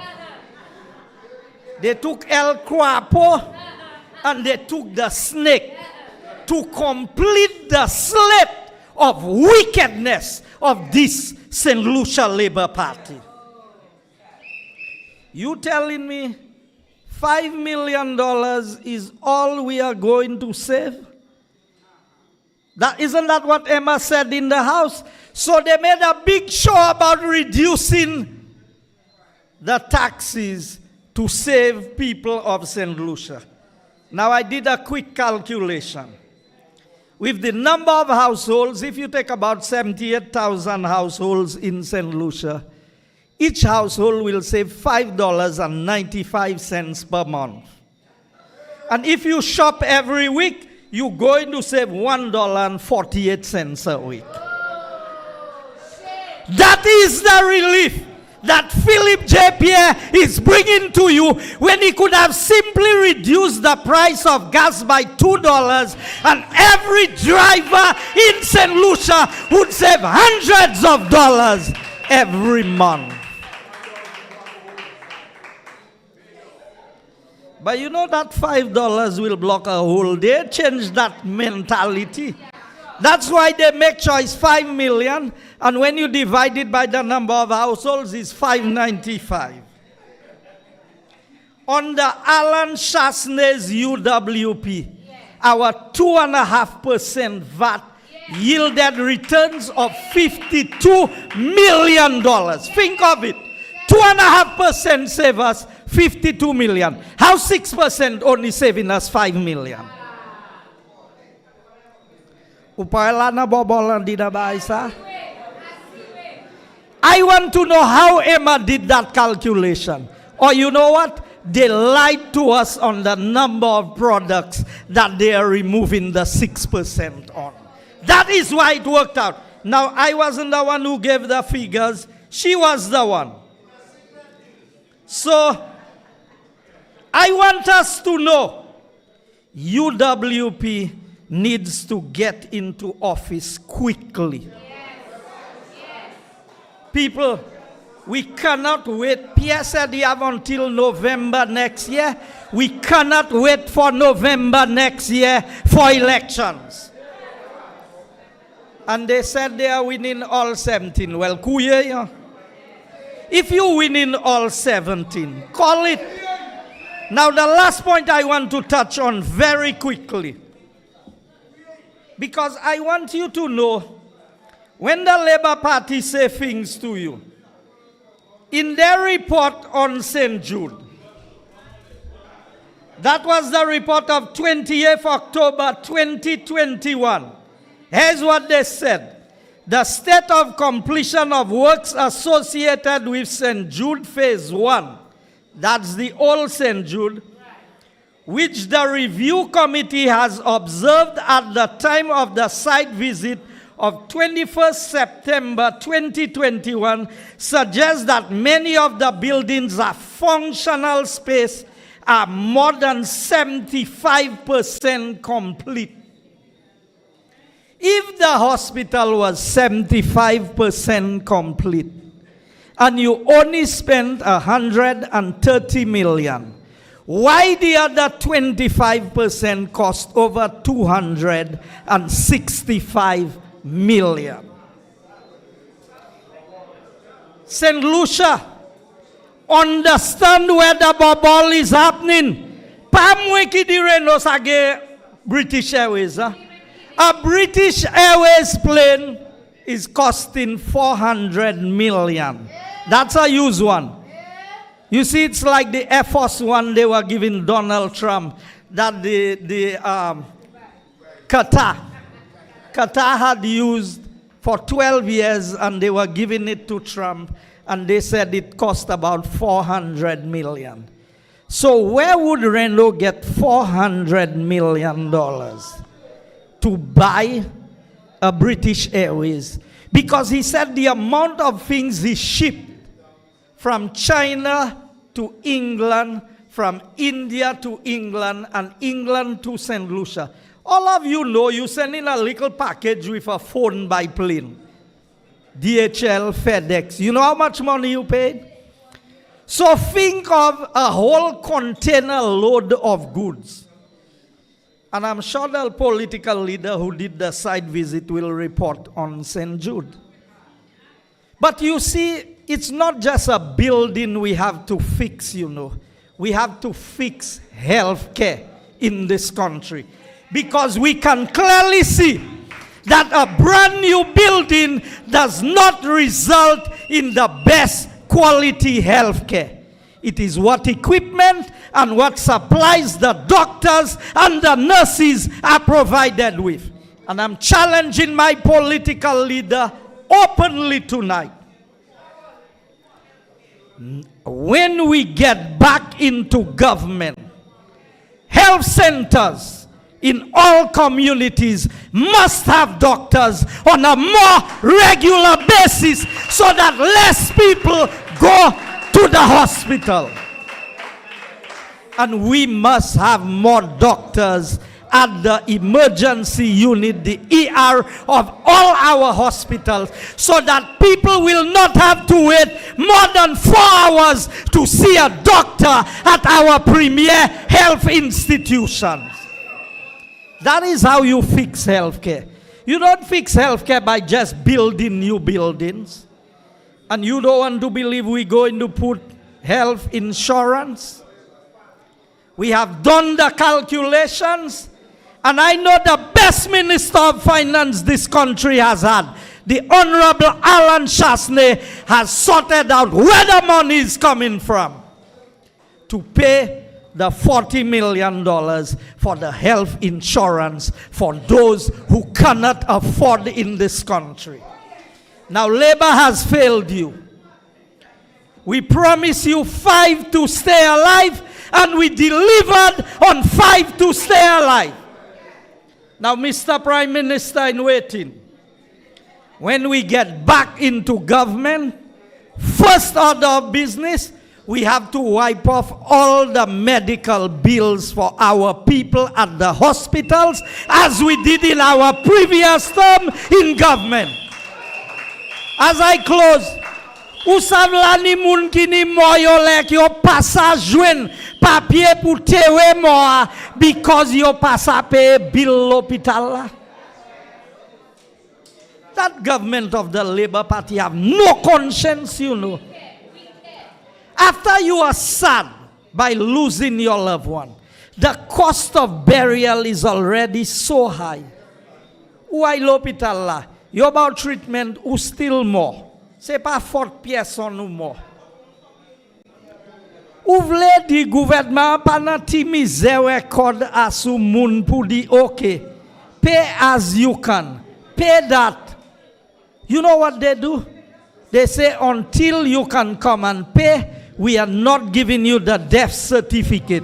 Without the death certificate, you cannot bury your loved one. A united workers' party will fix this because it is not you who will pay the medical bill. It is the insurance that we are going to put in place that will pay your bills at the hospital, and you will be able to bury your loved one in peace. May God bless you as we look forward to the 3rd of August when we are telling Labour we are ready. Call the elections. I thank you. Yes, ladies and gentlemen, that was the right guy. The next parliamentary representative for Castries Southeast. Now, you know, I see so many people here tonight. I went outside a while ago and there are even more people outside than there are in here. So I thought to myself, well, you know, we may not have too many viewers tonight. But when I check Facebook, we have over 800 viewers. I check YouTube, we have 1.4, that is 1,000, more than 1,400 viewers. And of course, those who are watching on television, that tells me that our people are beginning to follow the light and are attracted to the United Workers' Party because that is where they get the truth and that is where they get enlightenment. Now, talking about followers, I know a lot of those people are in the diaspora. And I was asked, commercial break, I was asked by some people in the diaspora to make a quick announcement, which I will do right now. I was asked to announce that the United Workers' Party Dennery North New York movement, international, you know, the Dennery North New York movement presents One Fire, One People Summer Barbecue. Food and drinks will be on sale and there will be prizes to give away. The date is Saturday, July the 12th, 2025.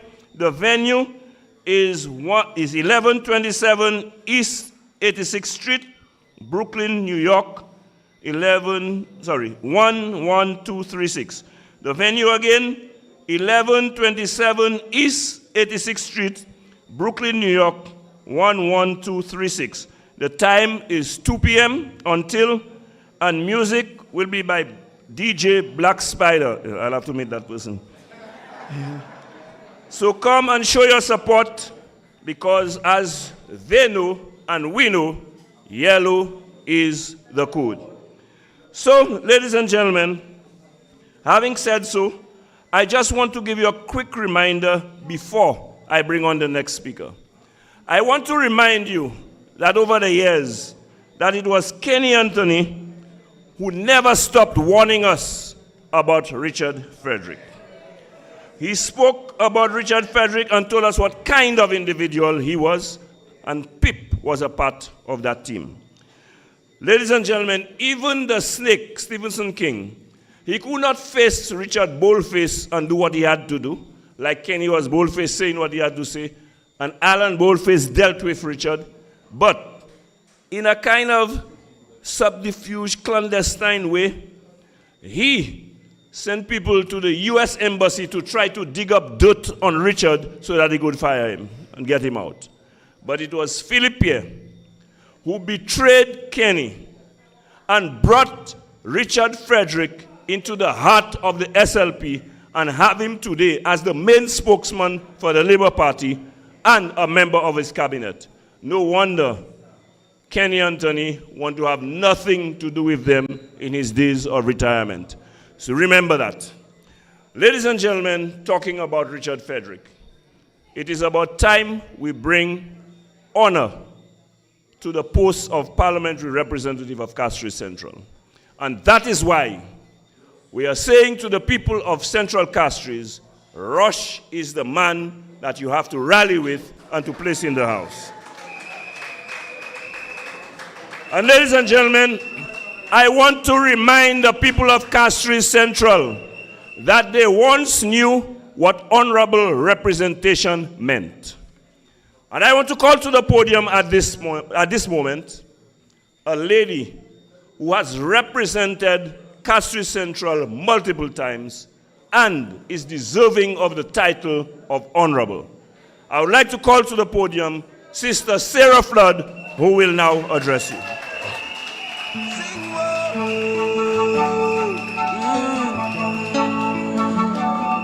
Hey, my plea, oh dear.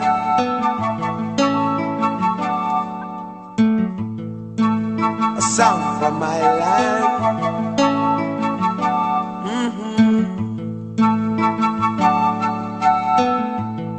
Rose up early this morning to the sounds of crying.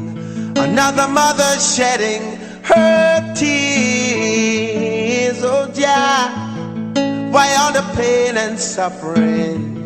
Why all the senseless killing? Could it be that nobody cares? Oh no. So many sons lost in the slaughter, blood running in the streets like water, a gun in hand. Good night. That's good. I want to say a very special good night to the people of Micoud South tonight. Permit me, a leader of the opposition and member of parliament.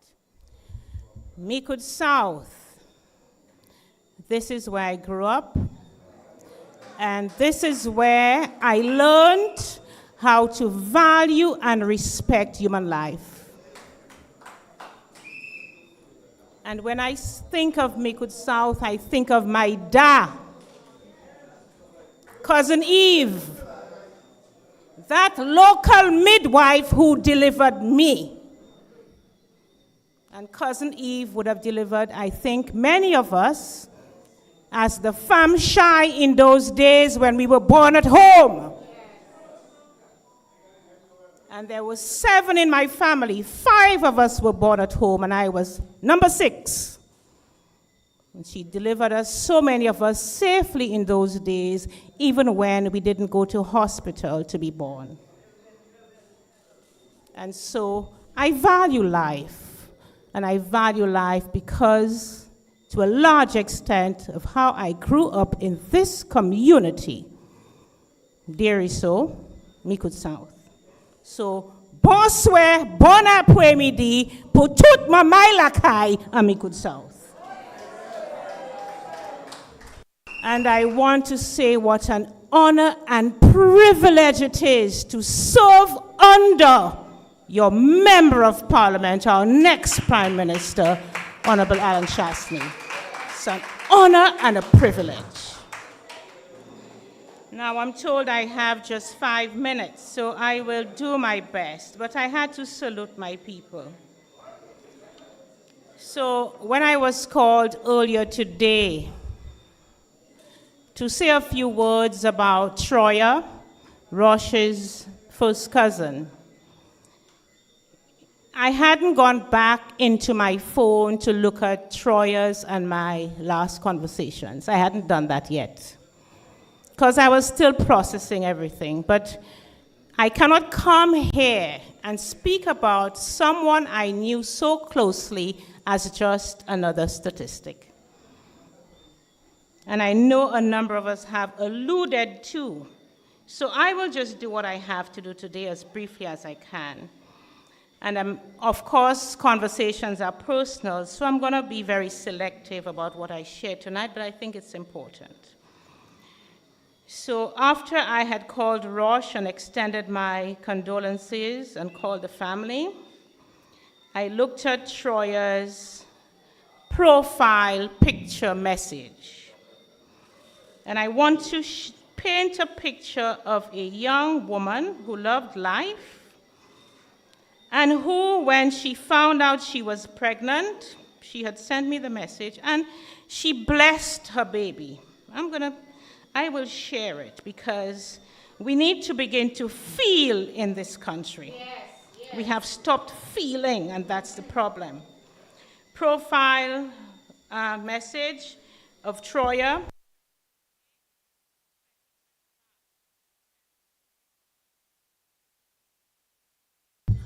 Is that better? Yes. It says, loving the life I live, living the life I love, blessings to my baby on the way. That was Troya's post on 25th May, 2025. And then I scrolled down, we interacted quite a number of times over the last few years, and last message was Mother's Day. I'm sorry I didn't even get to respond to that one. I only saw it today. But anyway, this is a mother who was trying, a young woman who was trying to better herself in the prime of her life. Okay, so here we are. Please bear with me. I want to select, right. 25th September 2023. Hey, that's Troya. Me. Hello, Troya. How are you? Not bad. I'm finishing my CXC. I went back to Bexon and live. I have male shoes selling to pay off school. Said, sounds positive, Troya. Okay, so she's gone back to Bexon. She's trying to finish her CXCs and she's selling male shoes to pay off her school. We need to stop viewing people as statistics. Then I'm jumping forward to April 28th. Right? So here she tells me that she's pregnant. I told Rosh to tell you I asked for you. Rosh, you didn't give me that message. Right, so April 30. That's me. Hello, Troya. Where are you staying now? That's important.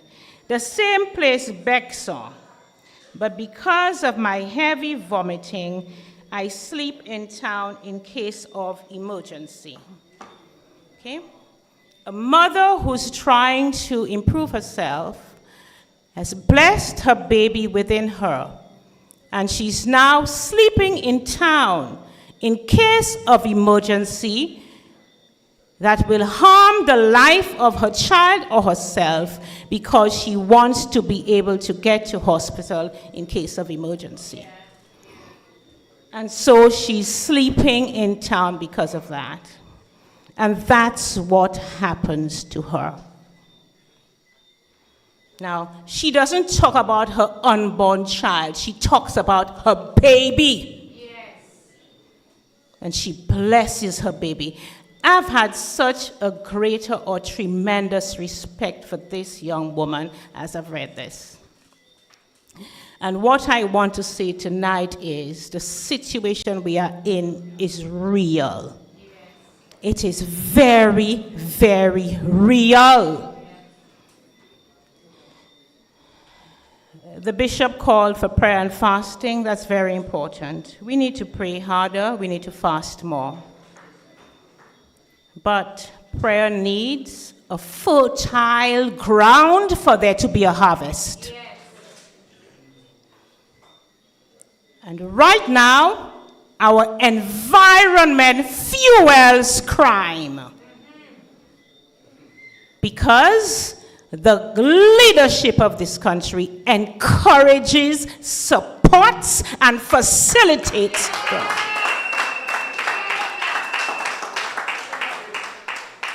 So I second the call for prayer, I second the call for fasting, but we have to make a choice. Yes. It's up to us. Let's not pray in vain. Let's not fast in vain. Let us make sure we elect leaders who value life And you cannot deal with crime if you cannot deal with it within your midst. Now, I don't need to say all of that because all of that is said. But what I want to say to us, every woman in this country, every man in this country, we didn't know it would have been Troya. Look at Joycelyn. She can't even lift up her head. This was a young woman who walked with us in Castries Central. A young woman who was pleasant, always accepted guidance, counsel, and responsibility. So this is a sad day, and it cannot get any worse, brothers and sisters. We've got to do something about it. We have to do something about it. And while I'm speaking about Troya, just to close, I would like to extend condolences also to the other family who lost a victim, and to all families who have lost loved ones. We have to stop talking. We must pray. We must fast. We must act. I thank you, brothers and sisters. Good day, St. Lucia. I speak to you today with a heavy heart. In just 1 week, we've lost 7 lives to senseless violence. 2 in the last 24 hours alone. The most recent tragedy occurred in Wilton's Yard, a community that is full with promise, yet is familiar with the sound of gunfire.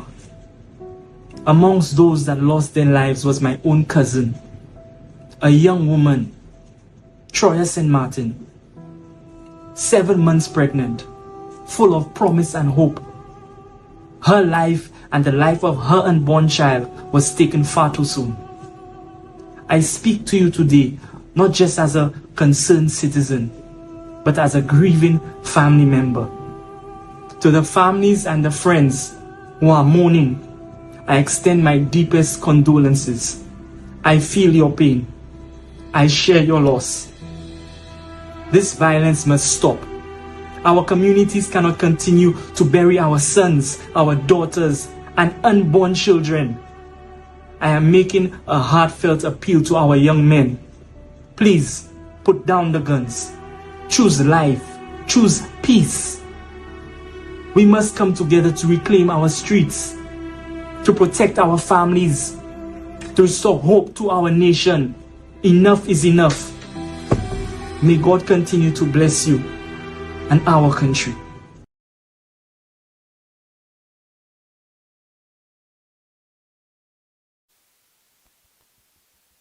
Hello, ladies and gentlemen, that was the voice of our endorsed candidate for Castries Central, Rush Clark. I would like to take this moment, as you heard in the video, the young lady, the pregnant young lady who was 7 months pregnant, was Rush's cousin.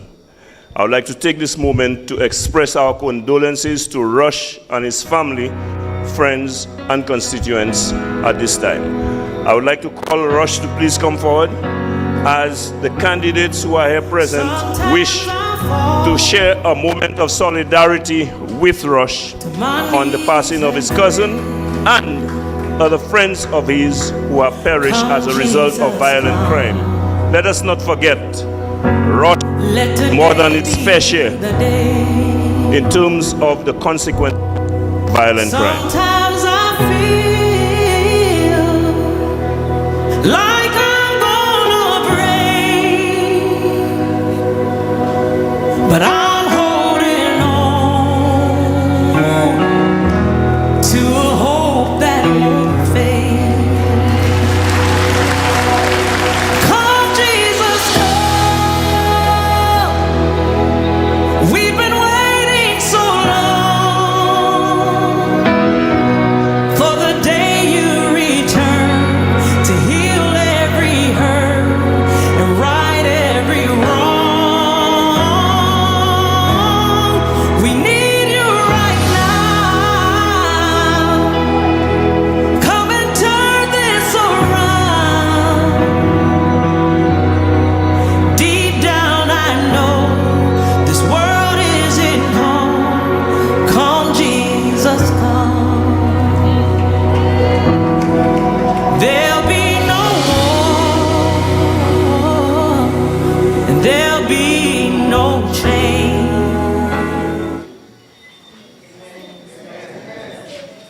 Ladies and gentlemen, I would like all of us to please stand for a moment of silence to recognize the passing of all of the victims, including Rush's cousin, who was 7 months pregnant. She perished, and so did her baby.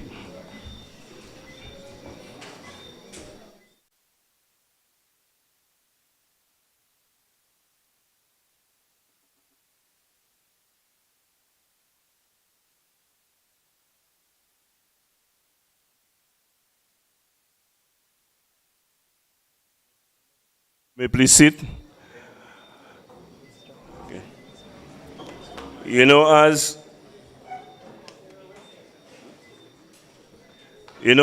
the candidates return to their seats, I know for you who are here and those who are watching, this is certainly an emotional moment. You know, I couldn't help, but when Sister Sarah was introduced, the song that she chose, and in the song it asks, why the senseless killing? Well, I will venture to answer that question. All of those senseless killings had to have taken place because, like Sarah said, you have a government that encourages, facilitates, and supports crime. I will go further to say that they do so through their incompetence. They do so through their complicity. They do so when they get rid of the canine unit. They do so when they get rid of Tyson. Blood is on their shoulders. And before I introduce our next speaker, I cannot resist it. Mr. Gigi, play for me that song, Murderer, because that's what they are. See them lying there wait standing at the gate. But yeah, I ain't one of my hand and I sing. Here we sing now. Lord, murderer, blood is on your shoulder. Kill I today, you cannot kill I tomorrow. Murder, your inside must say hello. Oh, no, the thing to take the life of another. Thank you very much. Murderer. Yes. Yes. They have to be blamed and be responsible for all the loss of lives that could have been prevented. They are complicit, they are incompetent, and they facilitate crime in this country. I say so. Ladies and gentlemen, to remedy the situation, to right that wrong, we know they're not saying anything, not a word. Like Rick would say, not a word, not a word, not a word. Not a peep from the Minister of National Security and Prime Minister. What we need now, forget them, is not even a word. What we need now is action. And we need someone who can lead that action. We need a team that will join him in taking that action. Ladies and gentlemen, the man who will lead that team into the actions that are necessary to right the wrong in this country. The representative for Micoud South, the leader of the opposition, the next Prime Minister of St. Lucia, Alan Michael Chasney.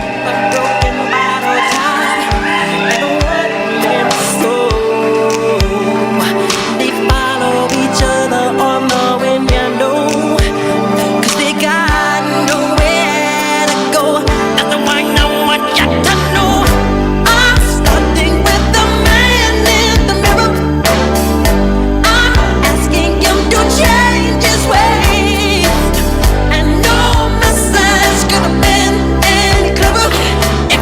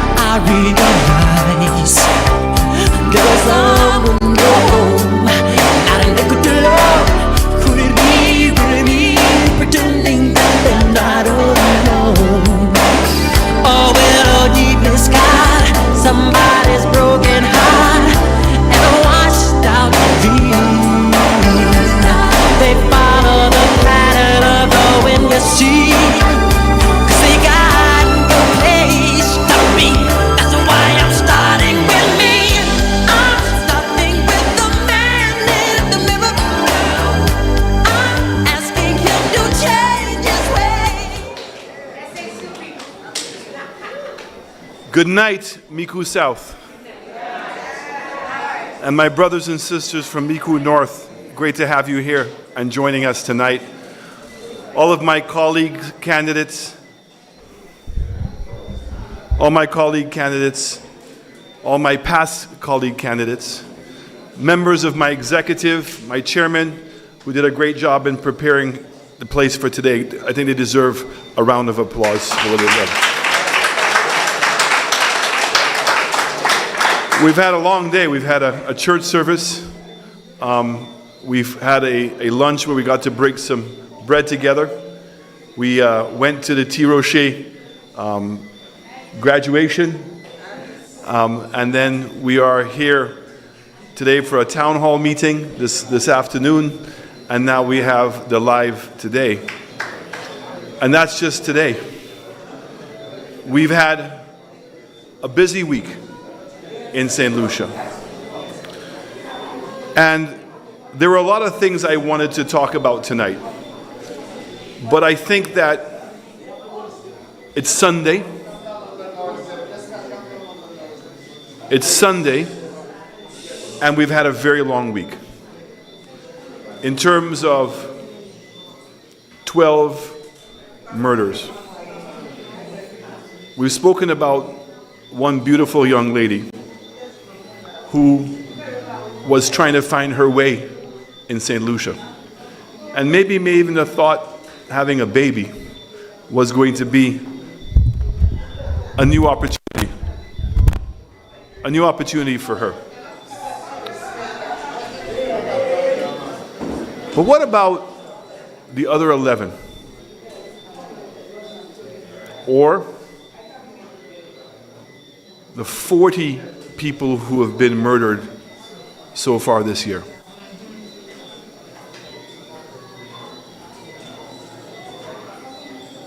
Or even the 77 people who were murdered last year?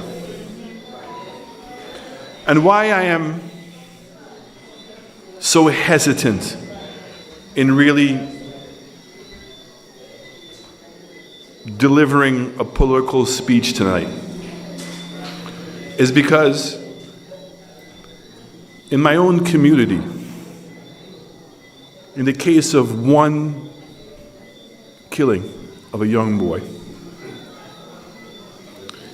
I got to witness firsthand the trauma that's left behind. And I want us to think about that for a moment. The trauma of the immediate family.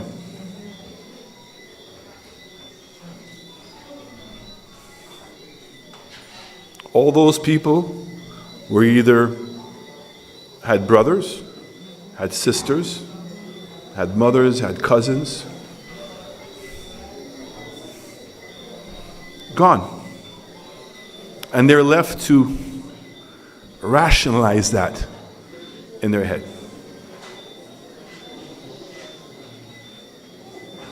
And the lingering effects.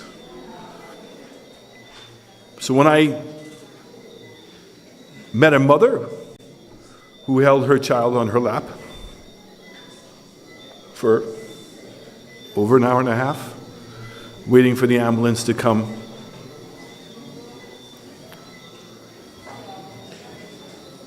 sisters, neighbors,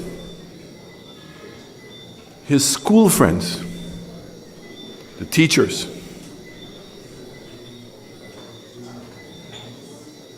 the vendor that saw that little boy pass by every day, and wondering what's going to happen to him. How do you absorb or rationalize in your mind, regardless of how much faith you may have in your life, how do you rationalize that kind of loss?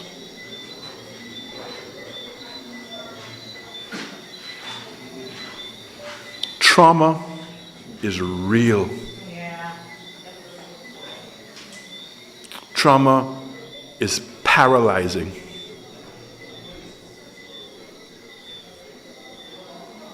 And I've seen people, strong people, break because of trauma.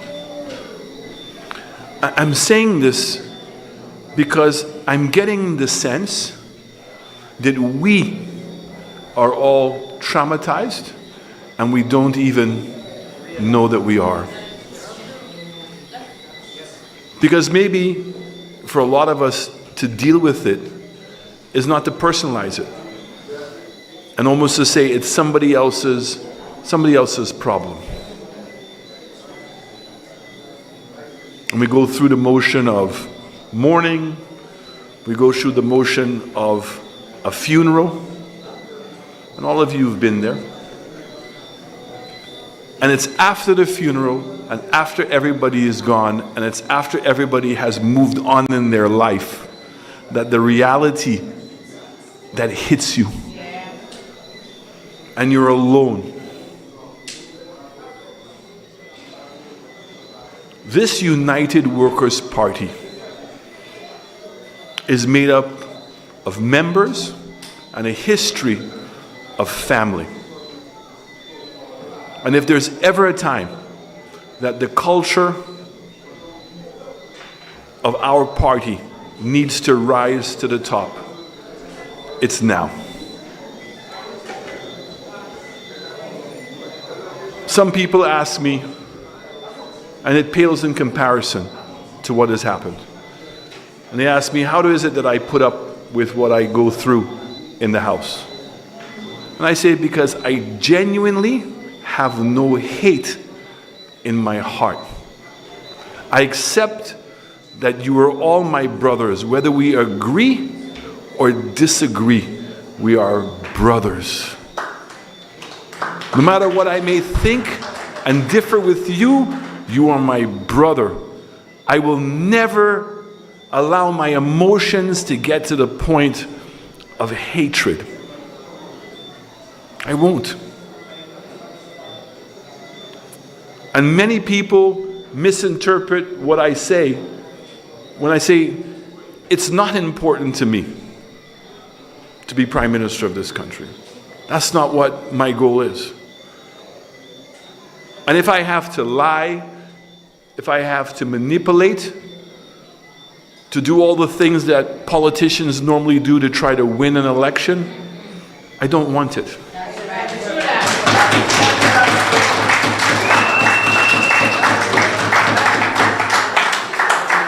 Keep it. Because I know from experience, I've been there, that the hard work is not winning the election. The hard work is what we have to do afterwards. And if you win on the basis of lies and manipulation, it has to catch up with you. We all know the saying, to say one lie, you must say 1,000 lies. And eventually people see right through you. But an opportunity has been wasted.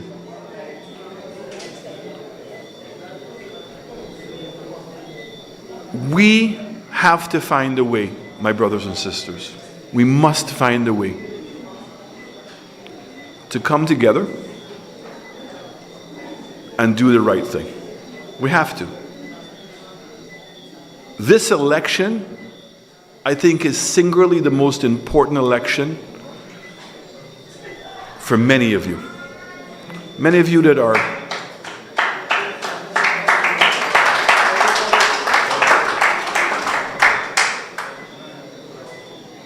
for our youth,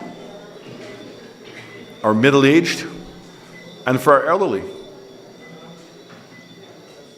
We are getting older as a nation. By 2050, 30% of the population of St. Lucia will be over the age of 60. What does that mean? That means that there's going to be pressure on our healthcare systems because people are going to need to know that they can get health in real time. It's going to put pressure on our social systems because people are going to be retiring with pensions that cannot pay for the rent, cannot pay for electricity, cannot pay for water, cannot pay for all the food that they need, cannot pay for the medication that you're going to need past the age of 60. Not possible as we stand today. This election is not about the men and women of the United Workers' Party and the party itself.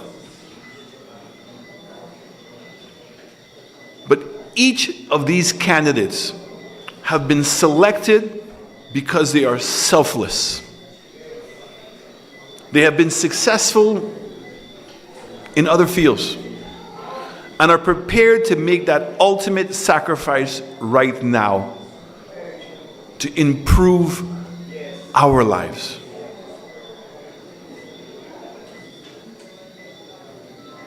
We see the state of crime in our country.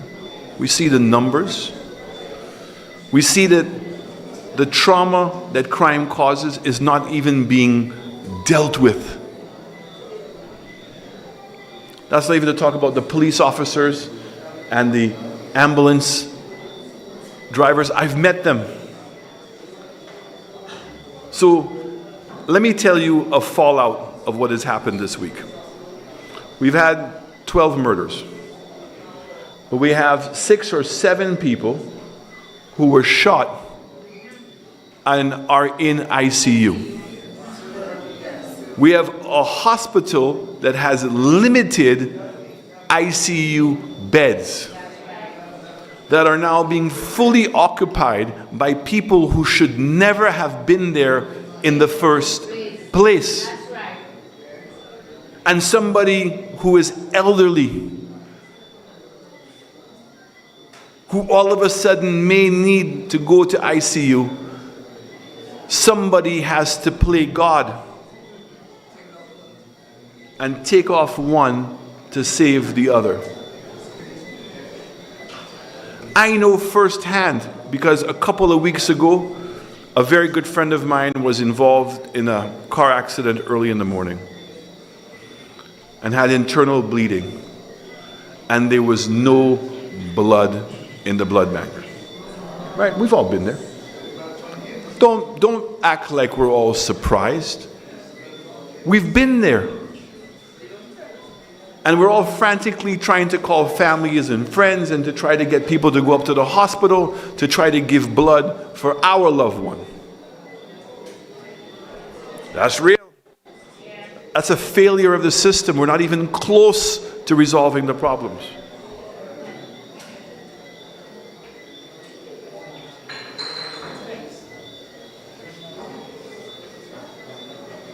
What was disturbing for me was while I was at Parliament, that the Prime Minister and other ministers, and I gave them their chance. I didn't speak. I waited, it was even after lunch when I spoke. And not one minister even acknowledged that there were these number of murders. Not one. And that the Prime Minister in his minister's address was trying to justify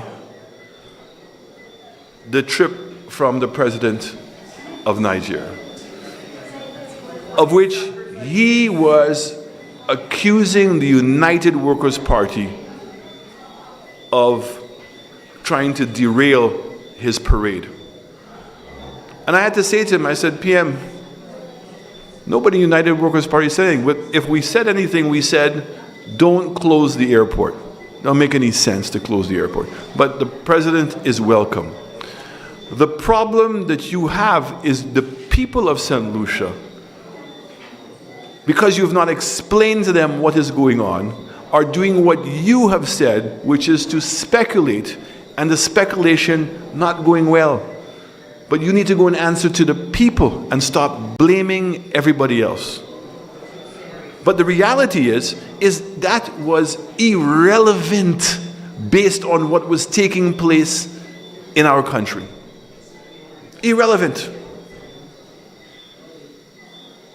And every time I spoke or Bradley spoke, it was more about one-upmanship than it is to deal with the issues of the country.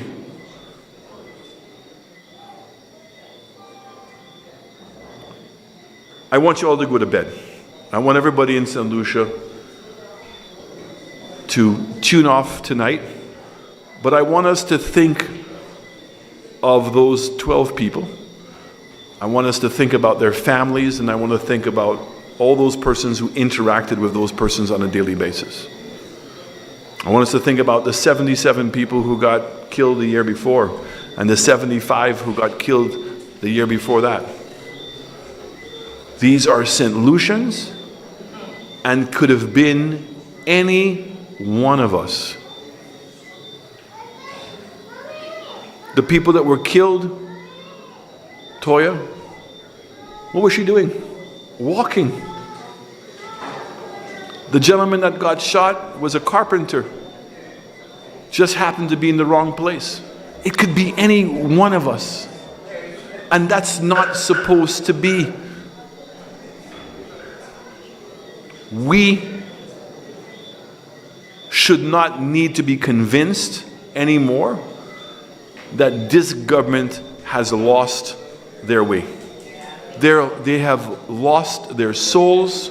They've lost what the priorities are, and they've lost a sense of developing our country, and are now prioritizing, in their own words, protecting the victory. They themselves, I'm going to say it tonight, do not even know when they want to call the election. That's how confused they are.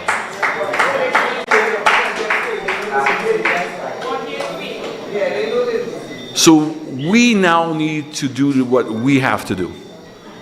We have to prepare for the elections. We all must be vigilant. We must make sure that we've registered to vote. We must not wait for the party to go canvassing. Every day, if you have an opportunity to campaign, to convince somebody who's never voted, to say you need to vote. This is St. Lucia. We are an independent country, and it is your country, but it requires you to participate in the process and to take ownership and responsibility of what is happening in our country. And that is why I played the song, Man in the Mirror. If you want change, you must look at the man in the mirror, and we must accept, not a criticism, we must accept that something is wrong, because things are continuing to go in the wrong direction. That's what's happening.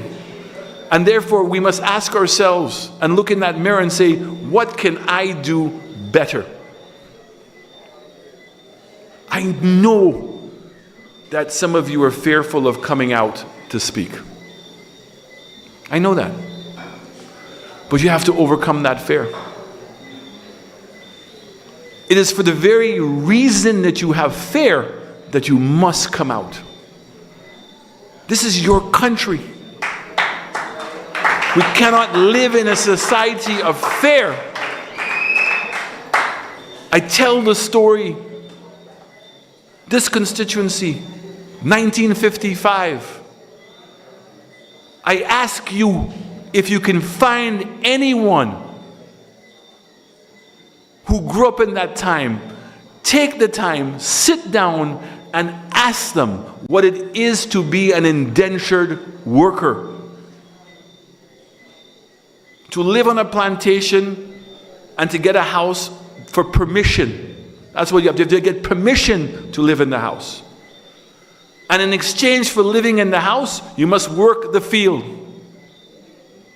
The man cuts the cane, the woman carries the cane, and when your child turns 10 years of age, they tie the cane.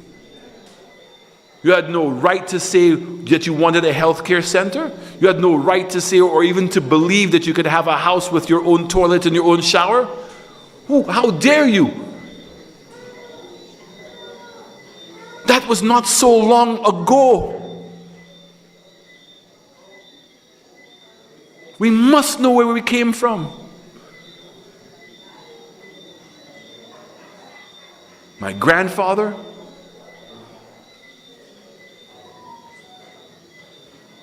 my grandmother, and my great-grandmother, she was an indentured worker in St. Lucia, in Soufriere. And the plantation man had children with her. That's how my grandfather was born. And I remember the stories that my grandmother told me. And I remember other people telling me the stories of what it was to be in Dennery, what it was to be in Micoud, what it was to be in Roseau. We must know where we came from so that we're more determined to where we want to go. We must control our own destiny. You cannot say that you're independent if mentally you're not going to be free and to demand more. And that's why I say to you, if we have to lie to you and make promises that are difficult, then it means I want to be in the job to be Prime Minister. I don't. Not at that expense. I want to see people taking control of their own life. Does it mean that it's going to be easy from day one? It's not going to be easy. It's not. Development and success, whether you're an athlete, whether you're a business person, it's difficult. You must make sacrifices. You must commit yourself to it. And I'm asking all of us tonight to go home. Those people who are listening to us on the air, the persons who are in the room tonight, go home and really think about the St. Lucia that we want. The land, the people, the light. Do we believe it? Lucia means what? The light. All the signs are there for what we should be doing, but I need all of us to be brothers and sisters. Whether we agree or disagree, let us not hate. And that is what the United Workers' Party will continue to preach. That is what I will practice, and that's what I will require all of my colleagues to practice. I don't want to hear about hating anybody. I want to hear about holding people accountable. There's a difference. About debating the differences of what we want to do. And that's fair. But we need to take control of our country. Let us not allow the murders of this week to go to waste. Let us allow these to be the wake-up call to all of us to look in the mirror, ask ourselves, what do we want and why are we not getting it? I'm not going to give you the answer, but I would strongly suggest that remaining silent and being intimidated is no longer an option. It's not an option anymore. Because people are taking advantage of your silence. I think that somebody said tonight, and I mean, when he said it, it resonated with me. That I ended up going into St. Jude's by invitation.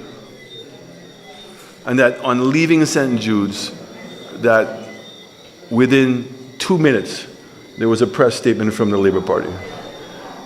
And yet, the murders have taken place, the canine dog, and you know, the Labour Party is not understanding.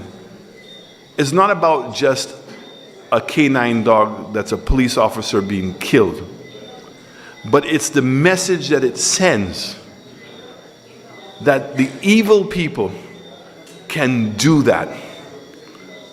that they couldn't even protect a dog that was there to protect us is a frightening thing.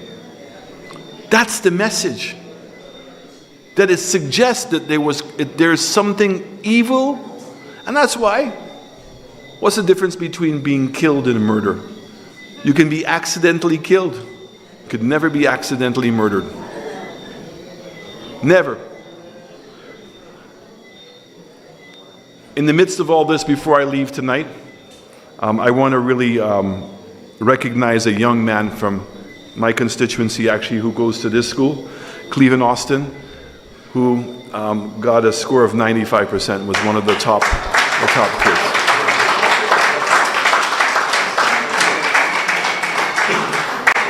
And I'm saying that because here's a young man who is applying himself, is ready to take on the world, and it's our responsibility to protect him. Not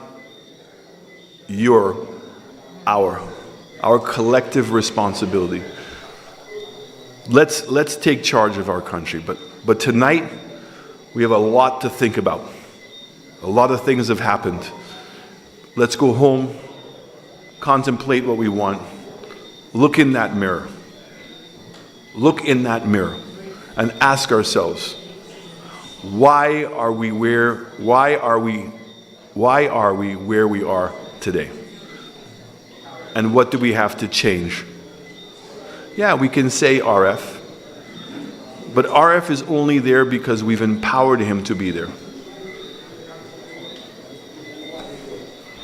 If the people speak out collectively together, within 1 week, RF can be gone.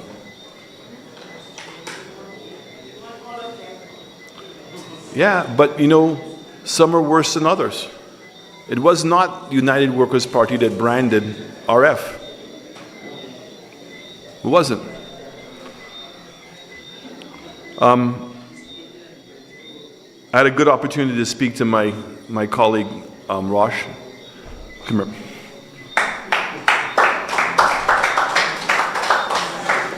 This is an incredible young man. Incredible. To know what it is to grow up in Castries, to know the dangers and the consequences of what he's doing. And how can he not possibly think for a moment that there's a deeper message here? Right? And he and his team on Monday have to go back out canvassing day to day. Have to go and meet people house to house. And so I'm going to ask my constituency and Micoud North and all the other constituencies that we're going to be doing a vigil on Friday in both Wilton's Yard and in New Village. And we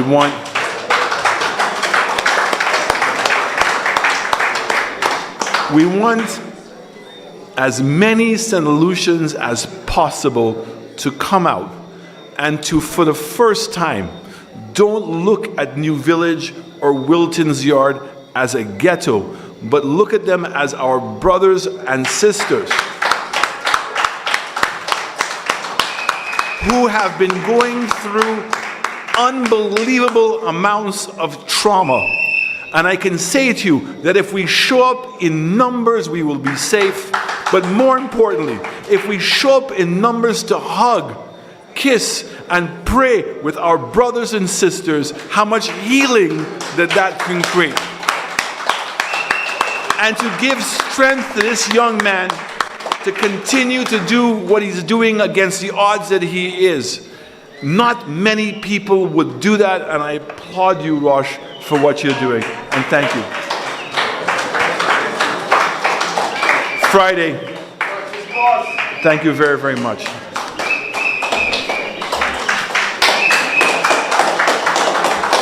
Yes, ladies and gentlemen, another round of applause to our political leader, leader of the opposition, representative for Micoud South, and of course, most importantly, next Prime Minister of St. Lucia.